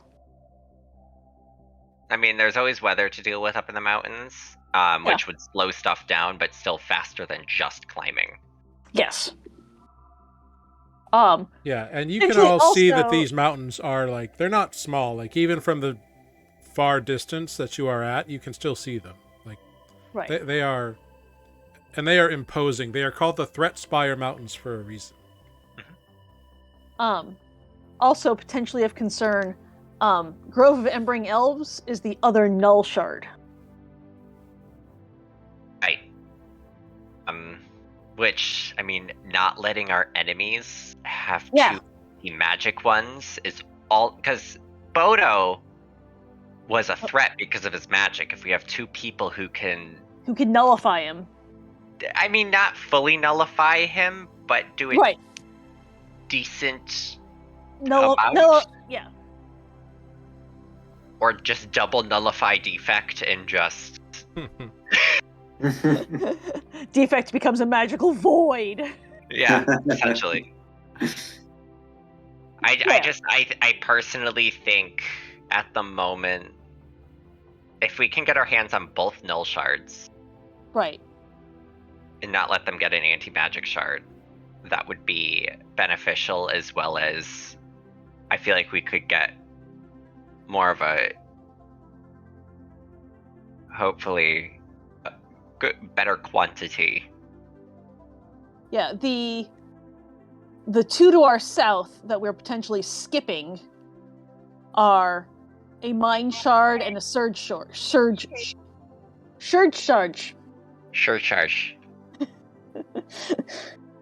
Surcharge? Yes. Yes, the shard of surcharge. You try to make lore, and this is what happens. You try to speak the English language, and this is what happens. Apparently. I mean, do you want me to bring in Meredith? What was his name? Merryweather? Your cool NPC Meridian? Yeah. Oh. I can't remember his name. The green guy who's not a frog? Meridian, it's not hard. Meredith. No. The one who's not a frog. Okay, so you guys spend your time messing around, figuring all this stuff out. We rest a bunch. Yeah. We rest a bunch. I get some spell slots back. Yeah. Kettenson brings you all and Captain Tesk along for the salvage operations. It goes pretty smoothly, like it's a pro crew. Another 5 days goes by. And you eventually return with a massive 10-foot tall mermaid statue. When we're down there getting the mermaid statue, is Polka still there? It's mostly picked over. Mostly picked over, meaning we can see its insides now? Like, it's like a rotten zombie now. Okay. So, yes, you can see the insides, but, like, it is not a pretty picture, and it's right near the statue, so. Right. I resurrect it. It's pissed off. Zombie Polka. I was gonna say, that sounds like a terrible idea. Cool. Yeah, so 5 days later, there is a big 10-foot statue on a boat. It's covered by a tarp, so like people don't see much about it. the captain is going to keep it in their warehouse, Captain Sim, until you sell it as collateral for their percentage. Fair. Will Captain Sim let our new friend Eldest look at it while it's there? Oh, absolutely. Like Eldest is a council member of the town. He can do pretty much whatever he wants. In terms just want to make him happy. Study. He's been good to us. We should make him happy. What makes him happy is, getting to stare at this giant thing for a while. Yeah. I think you should stare at a giant thing for a while. Yeah.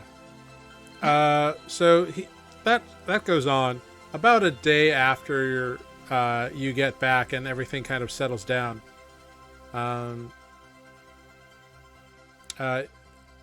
You hear and immediately there is a couple of strange individuals standing in the middle of the street not far away from you. One is a man in an extremely form-fitting suit, for lack of a better term, flowing coat around tight legging trouser kind of things, extremely high pointed boots, long golden hair, high pointed ears, and eyes the color of amethyst. Ooh. I see you, newcomers. And beside him is a familiar-looking figure, a half-elven gentleman with a large, wide-brimmed hat. You recognize Chatty himself. Oh, if it isn't my friends there! How nice to see you all. Hey, Chatty. Good to see you, Chatty. It is a pleasure to see you. Greetings. Please allow me to introduce my friend here, Henariel Savath. Henariel Savath, please see my friends. And he introduces you in a formal elven greeting. In Elvish, which I don't know if I don't remember if any of you understand that. No. Nope, Spook does. He's left. That's right. Spook's the one who spoke Elvish. Not helpful. And remembering that, Chatty redoes the introduction when he speaks to you in common, and says, "They are unfortunately stuck to the common folk language, if you don't mind, sir." The elf kind of bows to you all. "I believe we have a business arrangement to take care of. I am not one to linger in such places, but I felt it was important to meet in person. This individual is well known to me and my associates. It would be good to know if there was a private location to discuss such matters." I mean, presumably we've been staying somewhere. Yeah. Yeah, You can head back and to the daughter's drinks and get a private area fairly I did write easily. that down. Doter's drink, and we're talking to Curse of the Barkeep to get a private room and some drinks. Yeah, she can arrange all that. So you essentially, this all boils down. Chatty acts as middleman throughout the negotiations. He takes a modest 5%. Because I mean, that brings us to 26.5, which is still under 30. Because he likes you. The elf offers you essentially the equivalent of 200,000 gold pieces for the statue, minus transportation costs. Right. Which is estimated at about, for a statue of this size and complexity, he can have it magically transported, which will cost about 5,000 gold pieces.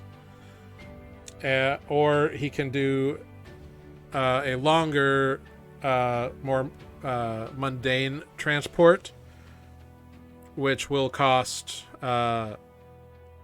3,000 gold pieces.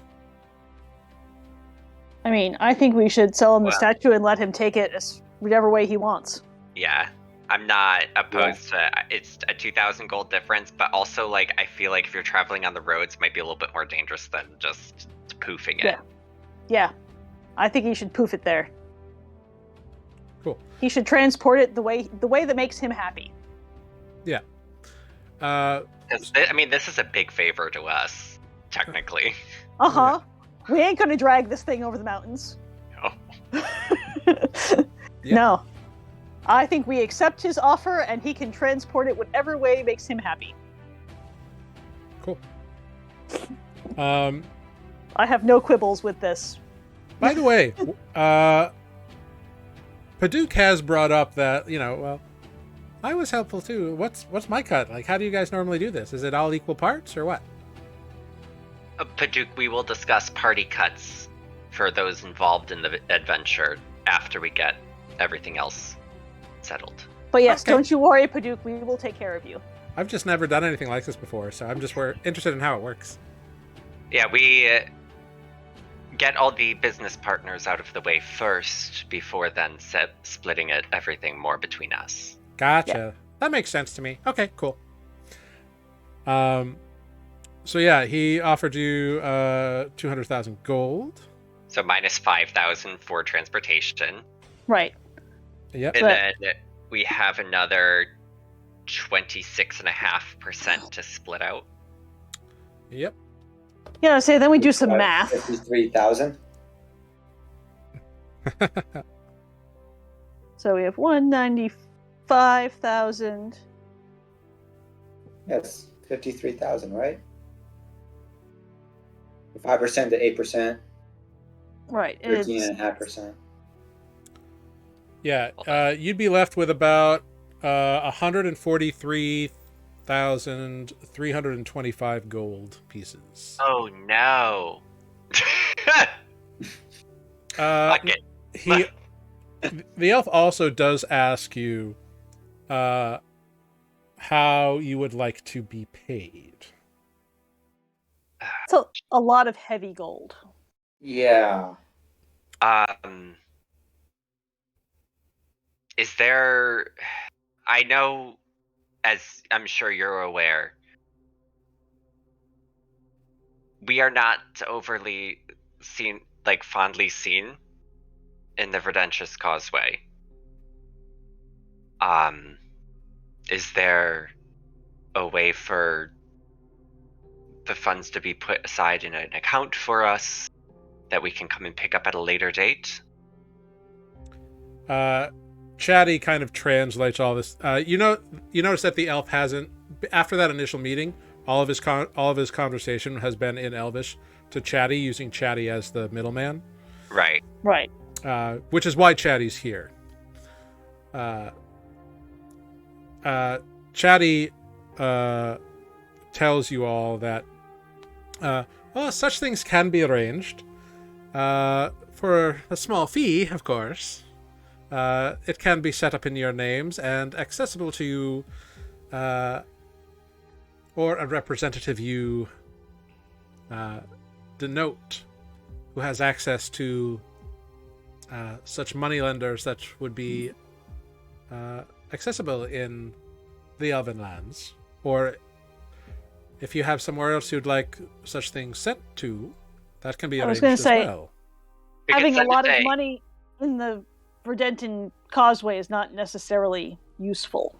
Unless we Yeah, put it it's just all like in the bag of holding. ring-wise. Oh, It bag of cannot holding only fit. carries up to 500 pounds. Yeah, no, there is a limit to the bag of holding. It is not infinite, despite what people say. No, I didn't know that. Yeah. Alright. Yeah, Yeah. unfortunately. Otherwise, I would have said, we just go down, we shrink the statue, and shove it into the bag. Right. We had that Um, conversation. It doesn't fit in the bag. I mean, well, we would have to have money sent to the folk here who assisted in the salvage operation. Right. I would say after the people here have been paid, if we could have the money made available in Fay Harbor. I know it's a trip from the Verdentious Causeway, but that is, at least as of right now, we are based out of. Right. And we can they- get They stuff have there. they have a discussion. They ask if there is a representative it would be sent to, or an institution that you know of.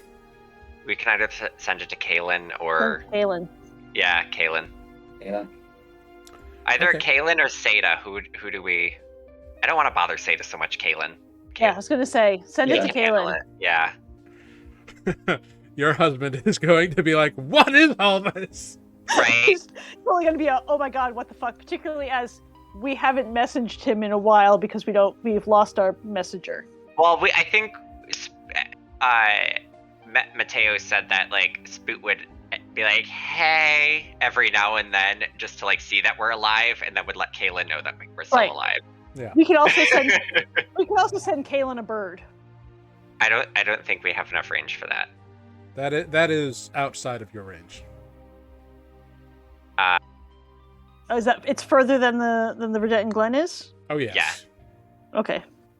Yeah, because if you like from where like right here. Yeah, you're right. Yep. No, you're right.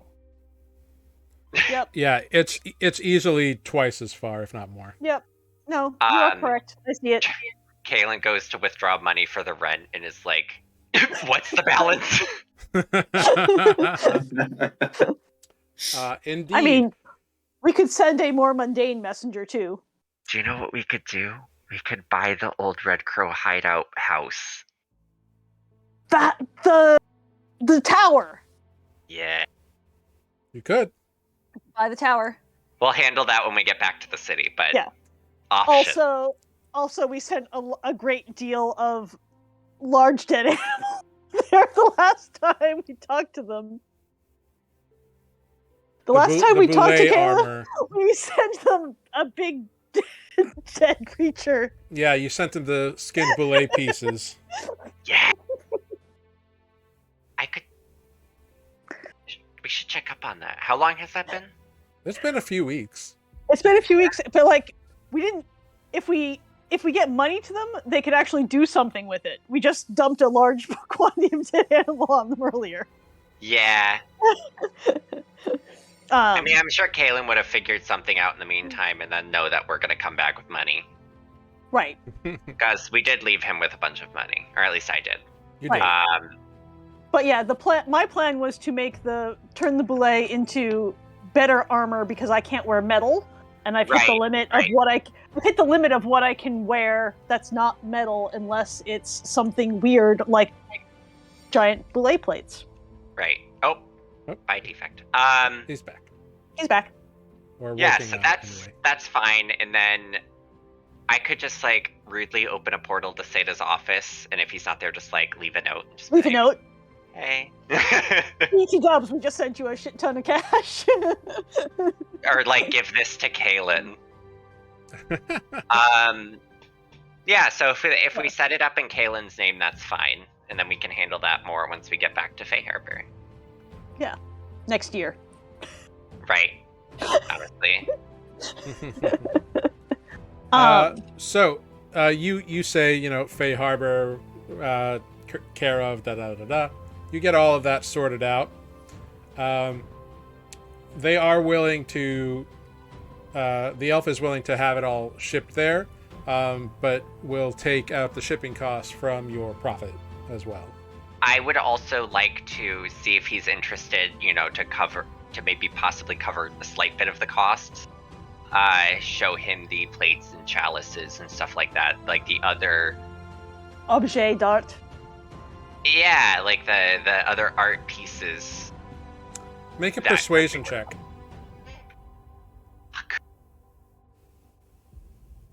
Please, for once. You can have advantage because Chatty is helping you. 18! That's Okay. the highest persuasion I've ever done. Cool. If you show him the rest of the stuff, and give it to him, he agrees that it would not cover the full shipment cost for the amount of wealth that you are going to be getting. Right. No, I just mean, knock off a little bit. Yeah, he's willing to knock off about 10%. Listen, I'll take it. All right. Cool. What does he think it will cost to ship it there? He estimates about 6,000 gold. So that knocks off like 600. That's a decent. So, I mean, even we're still walking away with like 37, 38. Or what, 137 or 138. Like, Yeah. Yep. We are set. Yep. Let's retire now. Yeah, right? Who cares if the world ends? We're rich. This is how we got Jeff Bezos into the game. Right? Who Yeah, could screw be this all, fixing- we're going to the moon. Yeah. Which one? There's two. The closer one. Okay. Have fun with that. Right. A magic. Yeah, because that's all you'll need up there. Nothing else. Just magic. It's okay, I can fly. Yeah, totally. What could possibly go wrong? Right. So, when all is said and done and everything is delivered and everybody gets the pay that they are owed, the group of Grig and the Misfits will have 137,925 gold pieces from All this right. statue. But I'm gonna we're gonna type this out to Amber. How much is that? 137,925. Mm-hmm.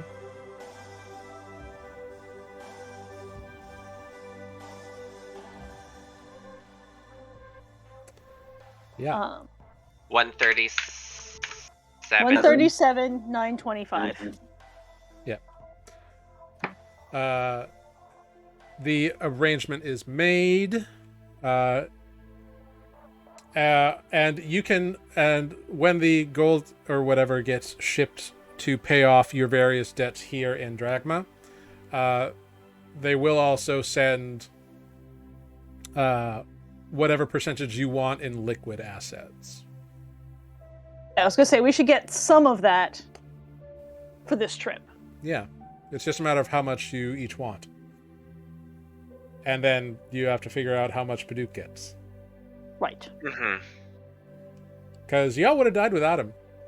Oh, yeah. Oh no, for sure. Yeah. Which, like, It's just I'm bringing that up, but Paduke would not bring that up. Paduke is very nice. Oh, no. Paduke definitely gets a cut. Oh no, yeah. I would say his carrying capacity is a little bit limited for Fair. Yep. gold, so we would Yeah, have but to carry it. but he's happy to leave the bulk of his, like, in Tiri Ethal, because he's got connections there.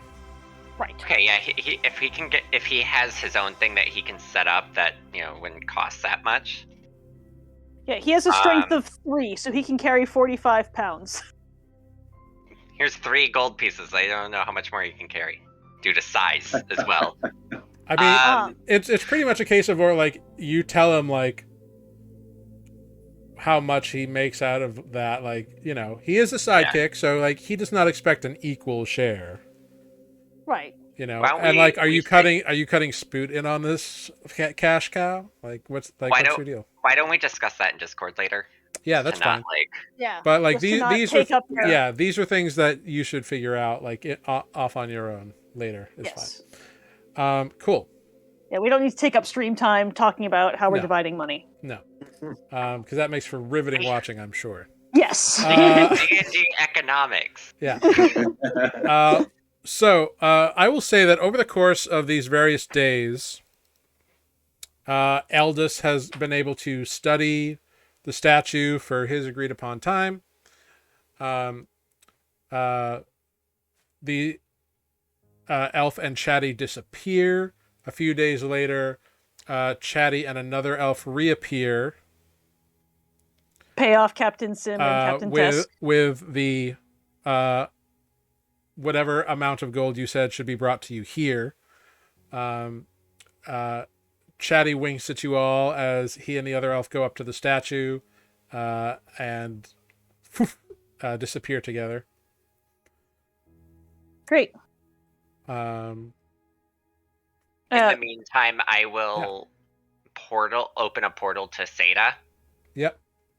And leave a note. Yeah, if he's not around, I will leave a note. Yeah. For Kaylin, by the way, we're sending you a shit ton of money. Yeah. Also, So, let us you leave a let note. us know about the Bulette thing. Cool. You leave a note, and almost immediately, within like an hour or so, you get a message in your head. Hello, Atis. It is Seda Malor. I got your note. I will inform Kaelin of this. Congratulations on this windfall. I'll be in touch. Much appreciated.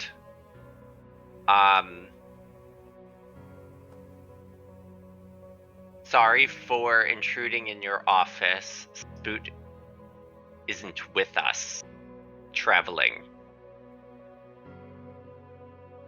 Okay.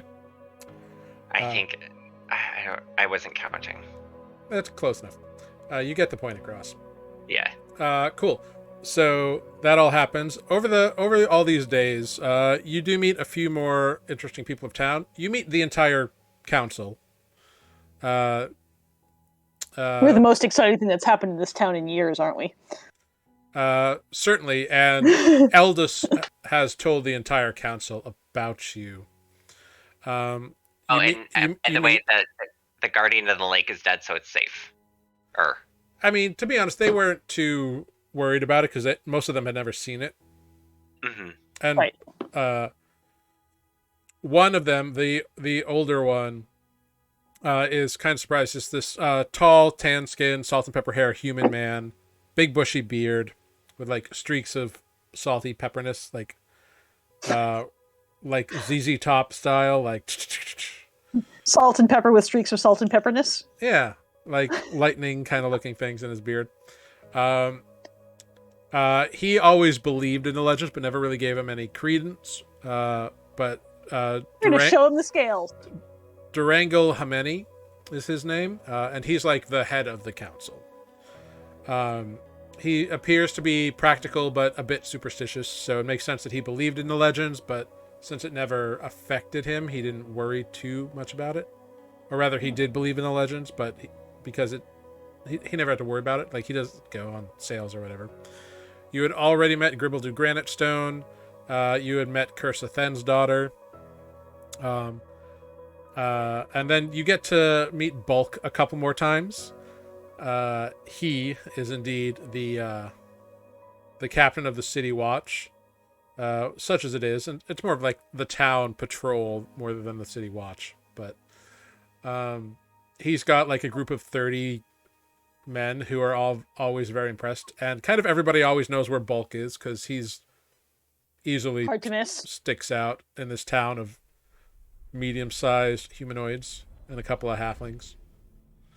And gnomes. But yeah. So you get pretty friendly with most of the people in town. Rumor cannot be quelled, and everybody hears about you and your exploits, and you are thought of as your legend grows, to suffice it to say. But eventually, the statue is gone. You have your various amounts of gold all paid off. Everybody's happy they got paid off. Captain Tesk is both happy that everything has ended in such a fashion and a little like, well, I was getting kind of used to you people. But the time has come to choose your fate. All right. Yeah, you know that there is that others are searching for, if not these exact artifacts, similar ones. Because it's not like the elves necessarily knew every shard touched item, or even that every fragment was in an item. Some might be loose, there might be more. Right. They might not be where the elves last saw them. And you don't know the reach, location, or capability of the Red Crows, if that's even who they are anymore. Right. But Bodo and company. Mm-hmm. All right, so if we go north and east, we're basically writing off the things to our south, is what we're saying. Yeah, I don't know if Well, if we don't know their reach, Yeah, you really don't know anything about their operations, so. right? Right. If we don't know their reach, I would assume that, spending time going south might cut off some of the ones to the north. So I just feel like if we go straight up, it kind of gets us a fair chunk. True story. I mean, Related thought is once we get up to the Pacifist Glacier, it's kind of a one-way. It's kind of a turn around and come back. Mm-hmm. I mean, if anything, like we're not going to make it through the impasse to the Crucible. Right. So I would say, we could go this way, and then come back down Through the Errant Wilds. Do you think the Errant Wilds a good place to possibly, or Paduk might be able to convince someone to have us be able to travel the edge of the forest. Or we can just go down this river, right? Or down the river. Or down the river. I mean, whatever's like safer. Yeah. Like whatever we're observing is safer, and then try to stretch up, and if possible. I just feel like this captures Right. the most benefit. Yep. The most bang for our buck and the Yeah. shortest Yeah. amount of time. Because if they were already over here, Right. There's a I'm decent assu- chance they've been I'm- here. yeah, I'm assuming these ones are gonna more be Right. taken. And if Jared said if we don't know their reach, I would like to just... Yeah. And with Yeah. your abilities to create flying Yeah. for us, that cuts down on a lot of travel time. Yeah, no, I think it's perfectly good. The big question, I guess no one who came from Winton wants to go back there. So there's nothing, like nobody wants to go there as far as I know. Yeah, I mean, Yeah. Winton was Amber and bad memories for Defect. Greg and I. Yeah. Yeah, Defect and Grid came from that way, and if they don't want to go back there, it doesn't seem like... Yeah. And I mean, Amber's not here, so if like Defect doesn't feel an urge, then it's kind of like... I mean, Defect, I would say, is on the fence. Like, there's this, I don't know, poetic idea of saving the world, which he's into. But he does know that Greg absolutely does not want to ever go back to Winton. Right. He would follow And Greg's lead on that. the shard in Winton is in the Champions Belt, so that's a competition. Yeah, I can throw rocks, but apparently I can't go one-on-one in fights. Right. Right. Go figure. Right. So All I right, could get so a sea monster, but to the Grove of Embering Elms. yeah, head toward Embering Elms. Head north. Northeast, I guess. Okay. So you depart Dragma and kind of begin heading northeast along the coast of the Lake of Eels. Yeah, and is this a little river here? Yeah. Like I would say the lake gets fed from like melt from the snows of the right. Well, I would say we it's follow that river it's less of like a here. peaceful river and more of like it's like coming down out of the mountains in that area, like out of the gorge. Because the lake is the north coast of the lake is really where the mountains kind of begin picking up into more mountainous terrain. Mm-hmm. Right, but it's a landmark and a somewhat easier path than going straight up the mountains. At least, yeah, I think so. As far as we can follow that, it's also a water source. As long as we can follow it. I mean, also, mountains is my favorite terrain, so we are not slowed. Great. Wonderful. So you all begin heading in that direction. Very cool. Real quick. Mm-hmm. Adis and Defect, make history checks for me, if you would be so kind.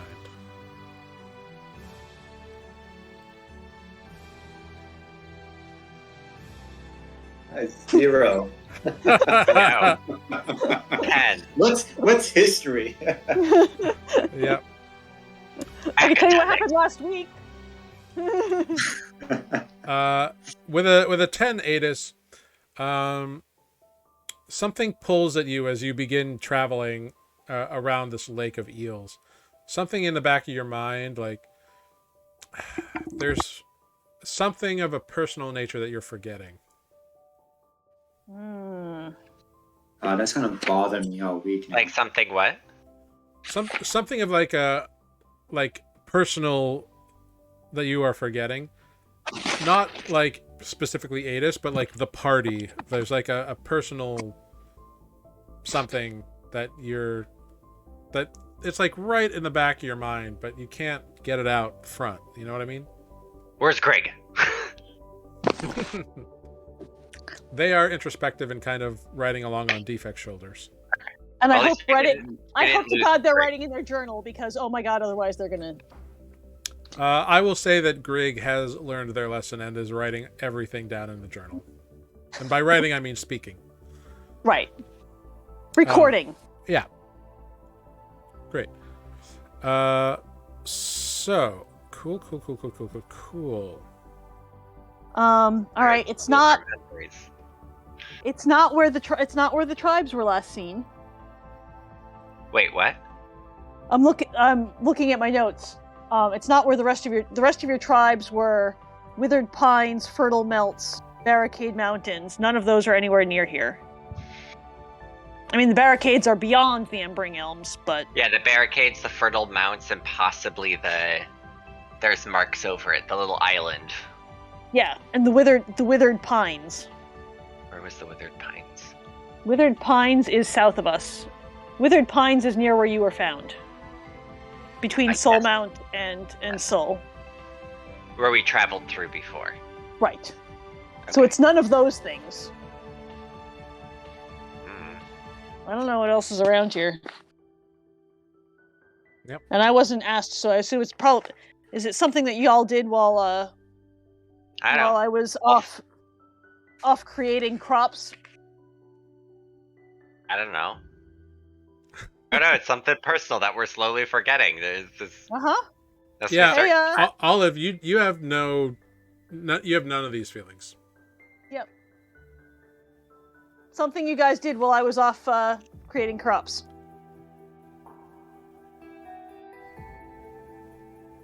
Okay. No idea. Pumpkins are lovely. I think they're Does great. it have anything to do with the red shard? Do we have to go back to get the red shard? Defect, you don't know. You don't sense anything. You don't have any of these feelings. Yeah. All right. I guess I can't. Can I spend introspective time? Sure. Or would that cut down on everything else? No, as you travel over the next couple of days, you can spend some time thinking about it. Insight or history? For this, you're trying to suss out something in your own mind, so I'd allow you to make an insight check. That's 17. Somewhat better. Yeah, with a 17, Adis,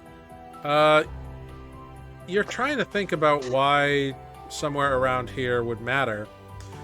And you remember, like, was somebody from here? Is that what it was? And you remember somebody telling you, like, oh yeah, no, my village is on the lake shore. And you remember a funeral pyre for a former compatriot named Carolee, and you remember her ashes. I remember seeing her ashes in Grig's inventory. Yes, they're definitely in Grig's inventory. I thought she wanted to be spread in the woods. I'm just telling you what you It's in remember. a grove.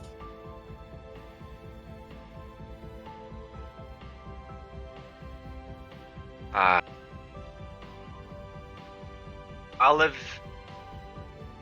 we had a former druid with us named Carolee who passed. We have her ashes with us, and she was from a village along a lake shore. But she's a druid as well. Where would a druid want their ashes spread? In a pristine wild grove. Oh, is that what I it didn't know that. That's what I wrote. I don't even know where Carolee's from. She's from a druidic temple somewhere around here. You absolutely do know, because I sent that information to Carolee. Possibly. Apparently Carolee didn't write that down. Well, Olive wouldn't know anyway, so... Olive wouldn't know anyway. Well, I'm just curious if Olive has, like, a druidic opinion on, like, what would be nice for a... I mean, it would depend on where is special to her. There's a lot of ways to be a druid. Well, she's a druid of the land. I think, like, forests she felt at home, so maybe... I don't know if the Embering Elms might be nice. I have no idea what the Embering Elms looks like. She was a circle of the forest. Embering Elms sounds like it's on fire. I mean, it could just be the color. Could be. Because sometimes when the trees change in the seasons, they look on fire. Sure. Or it could be like, the red forest near Chernobyl.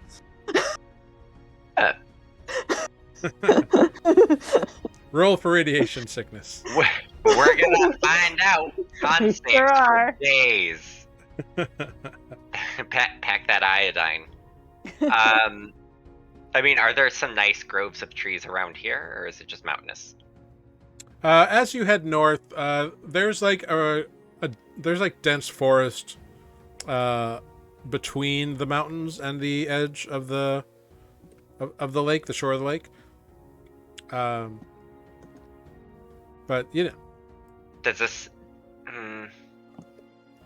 The more time you spend thinking about it, Adis, you do eventually recall that she mentioned it was on like on the eastern shores of the lake.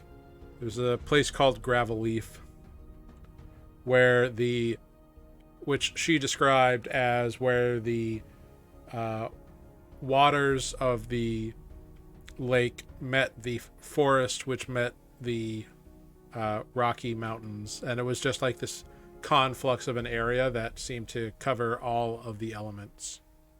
Is it like, where are we right now? I would say a few days travel has put you like up here. Okay, so maybe like once we get to this area, like the more of the causeway. Sure, you can look around once you get up there. Yeah, to kind of like where the river meets the forest, meets the lake. Yeah, meets the mountains. Mm-hmm. Great. Yeah, look at that. I do have this information. Just not where I was looking for it. Mm-hmm. There's an enclave. Yes, there is. Olive has no idea, but yeah. Oh Lord. Apparently there's a druidic enclave in Gravel Leaf. Yeah. Cool. So yeah, you travel for a couple more days. Eventually you get up into the area where the melts are all streaming into the lake. It's a fairly wide river. Yeah, you get up this area without too much of an issue. When you get up in this area, are you going to like, are you looking for something specific? Well, if it's like, forest grovey, looking pristine. I think we're looking for a place where it all meets, where the water and the forest and the mountains. Yeah, go ahead, make investigation check. Who? Whoever wants to. Can we help each other? Either one person can make it at advantage, or you can all roll one. suck at investigation, so I'd love to help somebody. Would I be able to utilize Greg's flash of Nope. genius? Damn it. Hey, but 16? 16 is All better right. than 3. 16. All right. Yeah, you find a nice little Oh wait, I'm looking at the wrong damn thing. Yeah, no, Olive's investigation is even worse than Carolee's was. you find a nice little small but nice grove. There's a pool that trickles down into it that just kind of like overflows down into like a mossy area. And some trees up around it. It's nice and quaint, very like New Hampshire kind of vibes. Okay. Spread the mashes. All right, check done. Cool. You can all note that you have scattered Carolee's ashes in a place you feel appropriate. Should someone say something? Defect says. God, I don't know any Tanner can't think of any like prayers for the fallen. You did have her Defect? funeral already, but Yeah, true. Defect, you know what? Defect will pull out his book of poems and randomly flip to a page and read something from it. I love it. very sweet. Olive will say some Alright. generic things about, returning to origins and the circle of life and, the old becoming the new as part of nature. Yeah, very. Olive is Defect. not much more of a public speaker than Sarah is, so she's going to say this very awkwardly and in broken sentences. Also, she didn't know Carolee and doesn't give a shit. Defect will turn to Olive and say, you kind of remind me of Carolee a little bit. They did call her not Carolee for a little bit. He did, in fact, call me not Carolee for a while. There was, yes. Yeah. Admittedly, while I was, startling you as a cat, but, Hello, not Carolee. Great. Lord. So this is all accomplished. You begin getting into, rockier terrain and that sort of thing. Much more like a river cutting through rock. Yeah. But between Adis's familiarity and skill with mountainous regions, it's not too much of a hassle. You can all make perception checks for me, if you'd be so kind. I can do that. Great, because that's what I want you to do. Feeling very perceptive. This is not my night. Cool. I'm going to close Carolee's character sheet before I use it by mistake. Yeah, so Olive, you are the first to notice something. Wow. Yeah. She rolled a 20. Very perceptive today. All that communing with nature. Yeah. You notice, as you are traveling on this day, thin wisps of smoke coming out from an area off, not too far from the river that you're traveling up. Like to the north, to the east? Kind of on the eastern bank of the river, yeah. Okay. You see thin trails of smoke, like multiple, as though there's like many fires, or there were many fires or something. But when you look over, you don't see like the source of it. You just see. Does it smell like anything? Does it smell like ordinary wood smoke? You do smell like fire, like burned wood and whatever. With a 20, I will say there is something else in the air. There is something else about it. You can't quite put your finger on it, but it's actually, no, you probably could with a 20. You think you get a whiff not only of like flame and fire, But with a 20, you get, like, meat. Oh. Like someone's having a giant barbecue over there. Maybe. But you don't know what's being barbecued. Yeah. Cool. I'm gonna tell everyone else this, like, you know, Yeah. smells like. Yeah. No. Olive points out the smoke. You all see it kind of rising up, not too far away. It looks like, but just when you look across on the eastern side of the river, it is like you see rocks and forests. Like where you think the source of the smoke would be, you see just like piles of rocks and stuff. Paduk, Yeah. you can be invisible, no? Oh yeah. Do you mind going and taking a look over there? Sure. Boink. Jeez. And he's off, gone. Why don't we wait here for Paduk and see what he sees before investigating further? Because if it's just people around a campfire, I don't really care so much, and we can just bypass them. Yeah, how much meat can people around a campfire be cooking? Yeah, about 15, 20 minutes goes by, and Paduk pops back into existence right in front of you. It's horrible over there. Oh, those poor gnomes.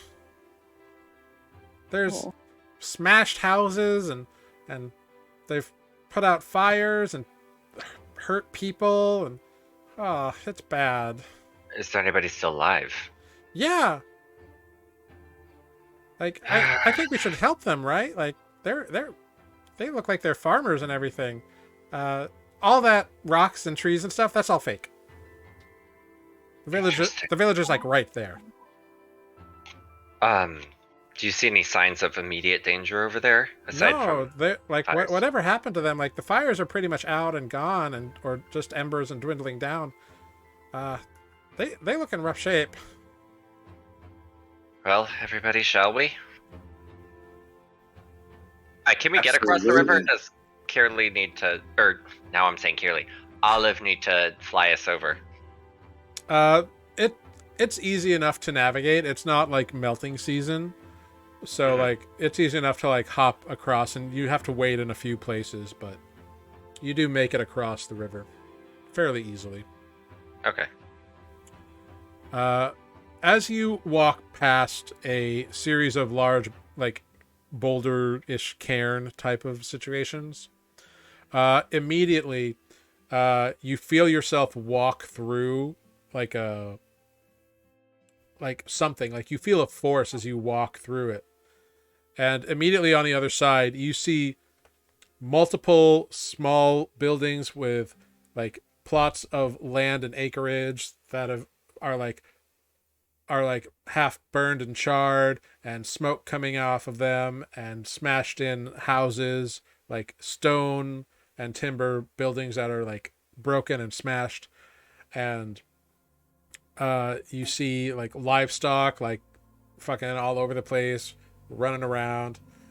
And you see multiple very tiny humanoids that you all recognize as gnomes, like tending to injured people. There are gnomes with like slings and on stretchers, and they are all over the place. Is anyone looking at us or noticing us? At the current moment, no one has noticed you. It seems like they're all very busy. Paduk is visible with you all as well. Is there anyone that's giving out orders to all the other gnomes? Make a perception check.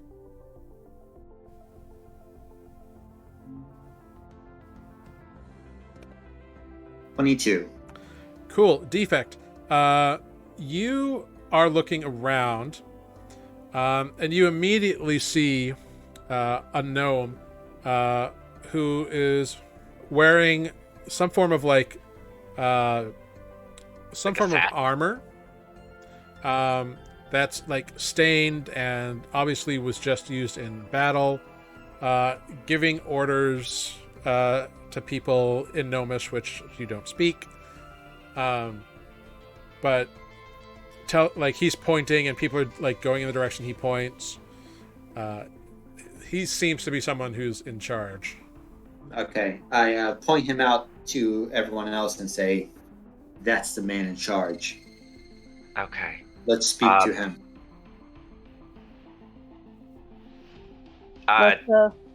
Sir. Excuse me, sir. Immediately, like, heads turn towards you and people start to scream, and a few gnomes begin to like pull back and run in another direction away from you all. Are there any animals about? Yeah, I figured. There's livestock fucking around all over the place. Yeah, Olive handles the livestock because you and your animals. Sir, we noticed the fires. Does anybody need any healing? Can we help you? Make a persuasion check. If they keep running away from us, I'm just gonna say fuck it and leave. Well, like a group of them kind of like pulled back and ran behind this guy. This gnome in the armor has stood up, and he's got a few other like armored gnomes in various states of disrepair with him. But with a 16, I'm gonna start ritual casting speak with animals. Okay, so you're. It takes a while, so. Yeah, you're out of the picture for a while. Which, like, there are gnomes who are like gathering up animals and like pulling them away. So, but this gnome approaches you. He's got a little sword. He's maybe like 3'2". You can see he's got like this shining bright golden hair and like a toasted brown skin. And he looks up at you. You do not seem to be involved in this attack, and you come to offer aid. Well, everything's on fire. We assumed you could. We're just passing by. We assumed you could use a little bit of assistance. To be frank, yes, if any of you are skilled in the healing arts, it would be very appreciated. Well, Paduk and I can help with a little bit of healing. Paduk like zips down and like salutes. Our friend Defect here can lift anything you need. And Olive can handle the animals. Well, I can also heal people when I'm done talking to the animals. Yeah.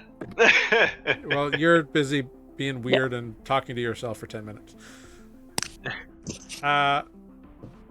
Well, this would be... Your help would be greatly appreciated. My name is Pindri Glimmerpop. I am the commander of the Gnome Guard. And I have been doing what I can as a cleric to aid my people here in Rookergate. But obviously the attack was quite devastating. And may I ask what happened? Of course. You see, what happened was this large band of ogres, or well, one ogre leading a band of giants, sort of just walked right through our protective barrier, much like you did, and started destroying homes and burning crops and fields, slaughtering animals. We thought it was a raid, but they stole something very important to us. What did they steal? That is not something I am comfortable talking about at the moment, but after you help us and we know you a little better, perhaps we can share some more. It's also... I'm not the one who should talk about it. Very fair. So, would you mind showing Paduk and I to the wounded? Defect can help clear rubble, or I'm assuming because Defect doesn't want to tend wounds. Yeah.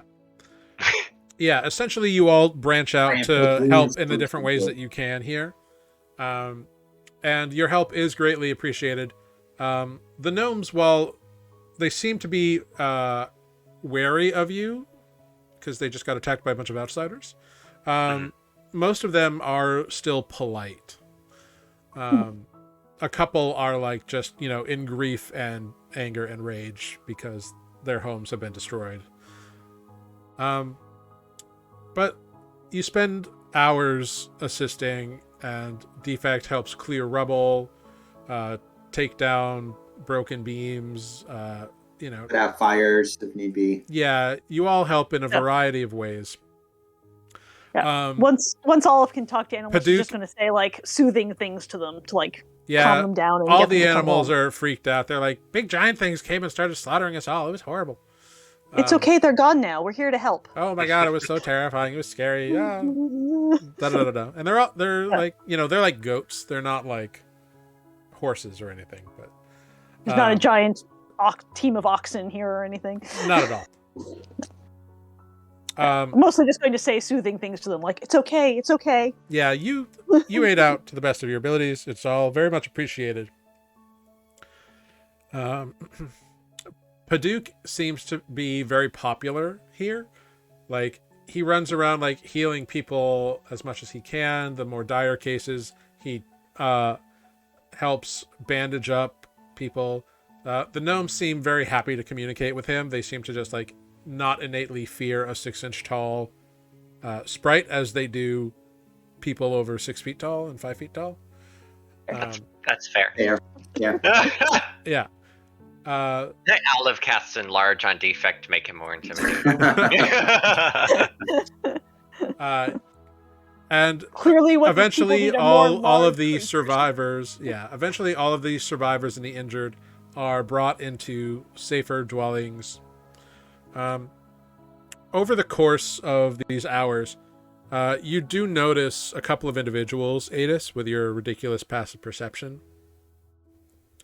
You notice that there is a very much an elderly gnome walking around, sort of taking stock and doing like a damage assessment and like twiddling his fingers and occasionally magic like things stack back on top of each other in a variety of ways.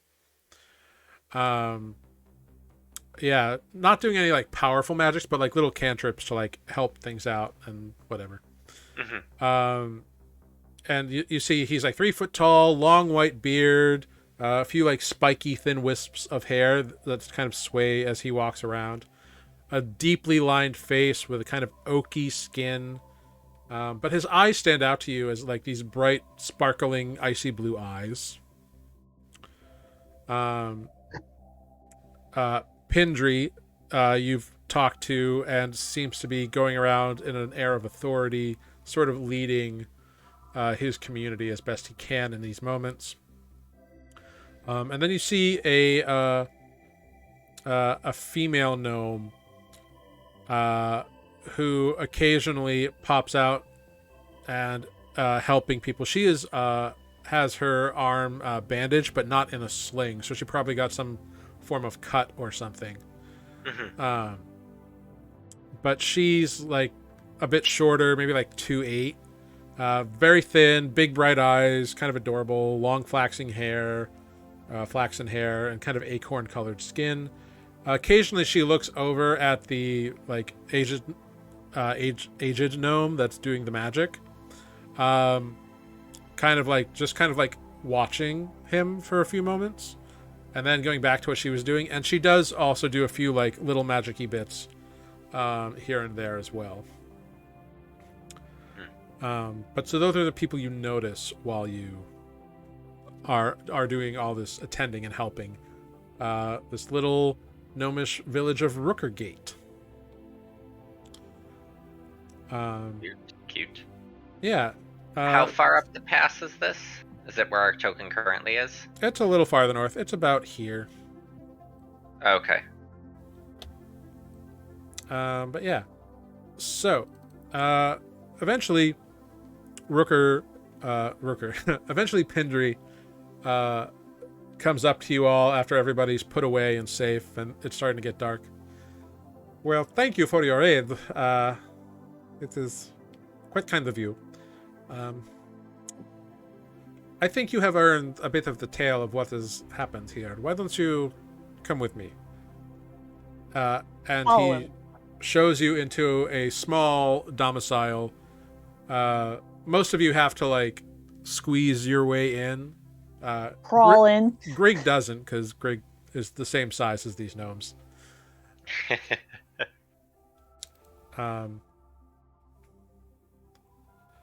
Well, as you know, there was an attack on the community here, and we thought it was a raid. We normally our defenses are our protective wards keep people out, and the hallucinatory terrain that covers us usually does so very properly, and no one ever comes this way. We like to keep to ourselves, you understand. What do you normally do in this town? Is it a farming village? We are just simple farm folk. However, we do have a resident here who is quite powerful in illusionary magics. That would be Jason Mossstone. Jason Mossstone? Jason Mossstone. And Jason is extremely old. He's been around for a very long time. And he, in his youth, crafted a very powerful magical item out of something of immense power. He fashioned himself a staff. And it is this staff that enabled our protections in a lot of ways. And if you... I don't really know too much about it, because I know Jason, but very, like, tangentially, if you know what I mean. We weren't really good friends. But he was out defending the town, and it was like the leader, this ogre in plate mail armor with a big slashy weapon thing, just stormed after everyone was engaged in the battle, stormed right to his home and broke through and stole the staff. How did they get through your defenses in the first place? Well, the defenses are more... They're not like keep people out in a physical way. It's more like, there's nothing over here, don't look this way. I see. They're illusions, you understand. Yeah, it's not so much a physical defense as a go away, don't look over here. Right, it's like there's nothing, there's just rocks over here. There's nothing over here to come see. But so that being the case, unfortunately, I am trained in the martial practices a little bit, but I mean, I'm really a priest, so anyway, we got quite demolished, and yeah, that is what happened. Jasen may be able to tell you a little bit more. But I am very grateful for your aid this day. I greatly apologize for the loss of the staff, the loss of life. These ogres and giants, do they normally roam this area? There are stone giants up in the mountains, but we don't go up there, and they don't come down here.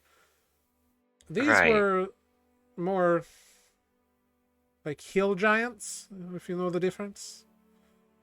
I believe so. They are not that bright generally, and tend to respond well to a forceful leader, and the ogre leading them was definitely very forceful. He was easily 10 to 12 feet tall, taller than the giants even. Maybe he was 15 feet tall. 15 feet tall, and the giants, I suppose the giants were probably 4 of me, and then the ogre was 5 or 6 of me. Wow. Large. Yes, very much so. And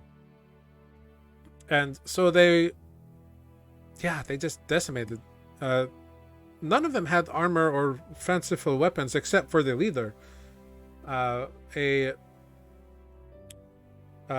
plate mail in kind of a darky blue color, and a weapon that was very vicious. And he describes a glaive. Mm-hmm. A glaive that is very familiar to you all. Except much larger. What do you mean Much familiar to us? larger. Make a history check. You can all have you can have advantage on this. Suck at history.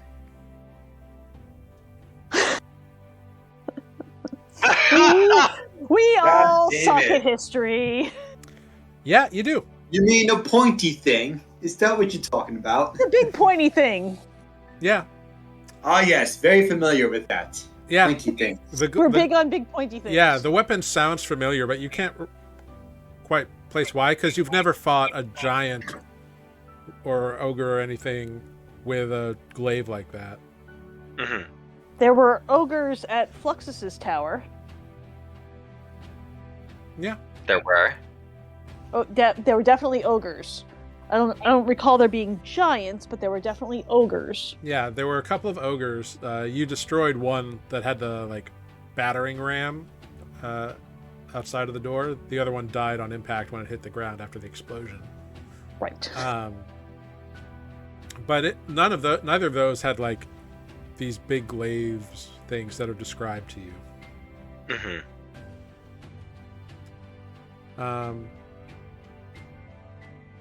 But yeah, so that is what Pindri lets you know. With blue plate armor. Mhm. And big glaive. What makes blue plate armor, guys? It You does mean I'm not wearing matter. blue armor? I will kill him nonetheless. Yes, but you're wearing blue leather armor, not blue plate armor.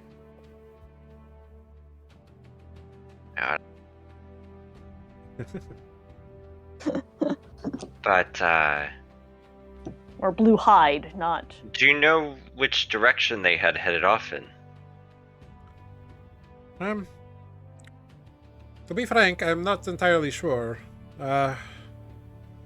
Once they were gone, we were instantly in recovery mode. It was more important to tend to the wounded and the dying. That's Right. fair. Let me take a look. I would like to go outside and try to see if I can see any tracks around the edge of the village. Yeah. I'm sure giant feet to these gnome feet are not going to be hard to... Yeah, make a survival check. See what you uncover. 21. Yeah, very easily enough for you, Adis. There is a patch of ground that is stomped over by many heavy feet. And you're able to follow it. It easily heads northeast, into the mountains. It's very obvious it heads that way. And you follow it for a little while. Not too far, but you follow it long enough. You do notice that eventually, with a 21, only one of the set of tracks has boots, and they're heavy. They're obviously heavily armored boots. Mm-hmm. Eventually, you get to a point where the larger non-booted feet branch off and head more north, and the booted feet heads due east up into the mountains directly. Right.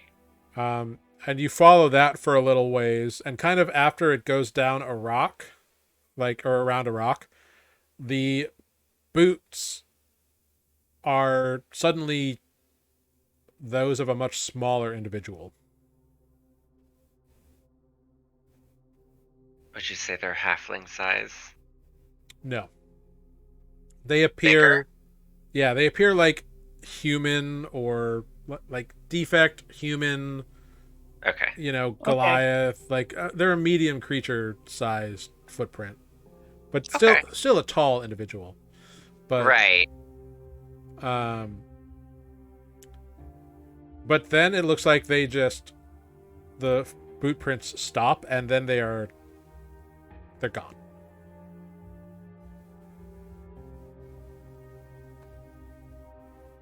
Just gone. Mm-hmm. Friend that turns into mist. Yeah. We know a medium-sized creature that turns into mist. You know many. Half of you can do it. Yeah, I can do that. Fair. All right, I head back to the group. We know an inimical medium-sized creature that turns into mist. I head back to the group. I followed the tracks and they stopped, turned into a smaller creature, and then disappeared into the mountains. The rest of the giant's footprints went also further up, but in a different direction. I think if they did have a shard here, and that's why they came and took it, then we should really start Get going. Yeah, we need to hurry to the Embering Elms. Pindri does invite you all to stay the night, and if you're interested, he can arrange a meeting with Jason. With Jason. What time is it? The sun has set by the time you return. Okay. It seems like we're spending the night here. Yeah, we can spend the night and then Keep on trucking. I would hope have this meeting tonight, and then first light we can head out. Yeah. The meeting can be held tonight. They or Pindri rather, he is able to arrange that. You are met. Pindri brings a gnomish woman to where you are. It's that same younger woman that you noticed earlier, Adis. Mm-hmm. The bright, adorable, big blue eyes. Mm-hmm. She nods to you and introduces herself as Havelope Popplebonk. Popplebonk? Popplebonk. I love it. I love gnomes. So Havelope then brings you, says she will bring you to her granddaddy. Mm-hmm. She brings you over to a small, well-built house that like half of it is smashed in. And bypassing the smashed-in part brings you into the other side of the building. And it's low again because you're all kind of like Towering over much these taller people. than these gnomes, and it was not built to house or accommodate you. So you're kind of crouched in here. And that elderly gnome with like the wispy hair and the long white beard is sitting there, kind of absent-mindedly stirring a pot in the broken kitchen. He looks up at you and is like, "Oh, I see Havelope brought some friends for dinner. You must have been the ones helping out today. Your assistance is appreciated." We tried. We're sorry we didn't get here sooner. Yes. Well, perhaps you could have made a difference, but it's not your fault. You didn't know. No, we smelled the smoke or I smelled the smoke from your fires, is the only way we knew you were here. Well, it is fortunate that you were here. And Havelope kind of speaks up. She's like, "Oh, shut up. I want to see Grandpa." At which point, the older gnome that you have been talking to knocks a sequence of knocks on the door, and the door opens, and out steps an identical-looking gnome. Same long white beard, wispy, thin, spiky hair. Oh, I see that I'm actually supposed to be here. Well, I suppose you should sit down for this. Okay. And that's where we're going to end tonight's session of Nuuli Forged. All right. Lord. Twin gnomes. No. For Yeah, days. apparently, maybe. They were dressed identical, and they were identical in every way. And That's weird. Adis, I will say, with your passive perception, like normally, like even twins, like there's something about them that's not exactly identical. Like there's a little bit different of a jawline, or the hair parts on the other side, or whatever. Mhm. These Right. two are exactly identical, Gnome Creepy. clones. which is something that perks up in your brain. Interesting. Yeah. But indeed, that will be all for us tonight here on Nuuli Forged. Thank you, Right. I've got it, for being in chat, hanging out with us. Thank you to everyone else watching or watching on YouTube. Let's go around and say some goodbyes, plug anything you want to plug, and we'll see what happens next time here on Nuuli Forged. So let's go around, say our goodbyes. Let's start with Adis. Thanks for watching, everybody, and we hope to see you next week. Find out what happened. Yeah. Let's hop up to Olive. Hey, I've been Olive. Thanks for watching us. We have a YouTube channel that you should subscribe to or follow or whatever it is you do to YouTube channels.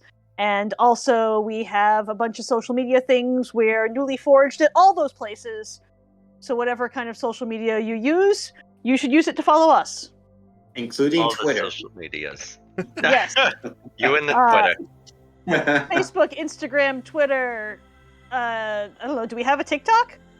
No. No. I think we talked about it. Okay, Briefly. YouTube. All those I things. never talked about it, so Making I it- felt making like there was a TikToks. yeah, I Those felt like there was are a mention of me complicated. like doing a dance every. Nah. if you Yeah. if you want to make the Nuuli Forged TikTok, I fully empower you and leave it in your capable All right. hands. I'll look into it. All right. Cool. In the meantime, that's we my have younger cousin. YouTube, Twitter, Instagram, Facebook, all those things. Mhm. And you should watch and like and comment and all those things. Glorious. Let us know. And hopping on over to Defect. That's me. Thank you for watching. And the only other thing I can add is that on today, 2/2/2022, Happy Groundhog's Day. Thanks. sorry. Thanks. Yeah, Groundhog. it was a great holiday. I love forgot. Groundhog's Day. You just want to be We, Bill Murray. We may have watched it in the shop all day, like it was just playing at the next prep It was- area over. Which is appropriate, actually, because Yes. over and super over and over again. I've read somewhere that like over 1,000 years passed for him while he was going through all that. Because I heard it was like a very dark story yeah, like Yeah. at like some point the before they made the it. full story was like super dark, like, Yeah. and there was about if he ever tried to Lord. leave town, like disastrous things happened. It's apparently quite the mindfuck. But Fair. anyway, Oh my. I have been Jared. We have been Nuuli Forged. We're going to raid the Dungeon Scrawlers tonight. Thank you, I've Got It, for being the best moderator we've ever had here. Yeah. Yay. Big ups to you. But Have a great night, everybody. If you want some me and Mateo, we just released episode 9 of Mid-Level Adventurers, our informational D&D podcast, on YouTube. You can get some recommendations for D&D YouTubers, so it's kind of appropriate it ended up there. That's also available on all podcasting platforms. like and follow all the Newly Forged, as Sarah said. And have a wonderful, safe, healthy, happy week. We will see you right here next week on Wednesday. Goodbye, everyone. We're going to raid some dungeon scrawlers. It's going to be fun. Bye. Bye.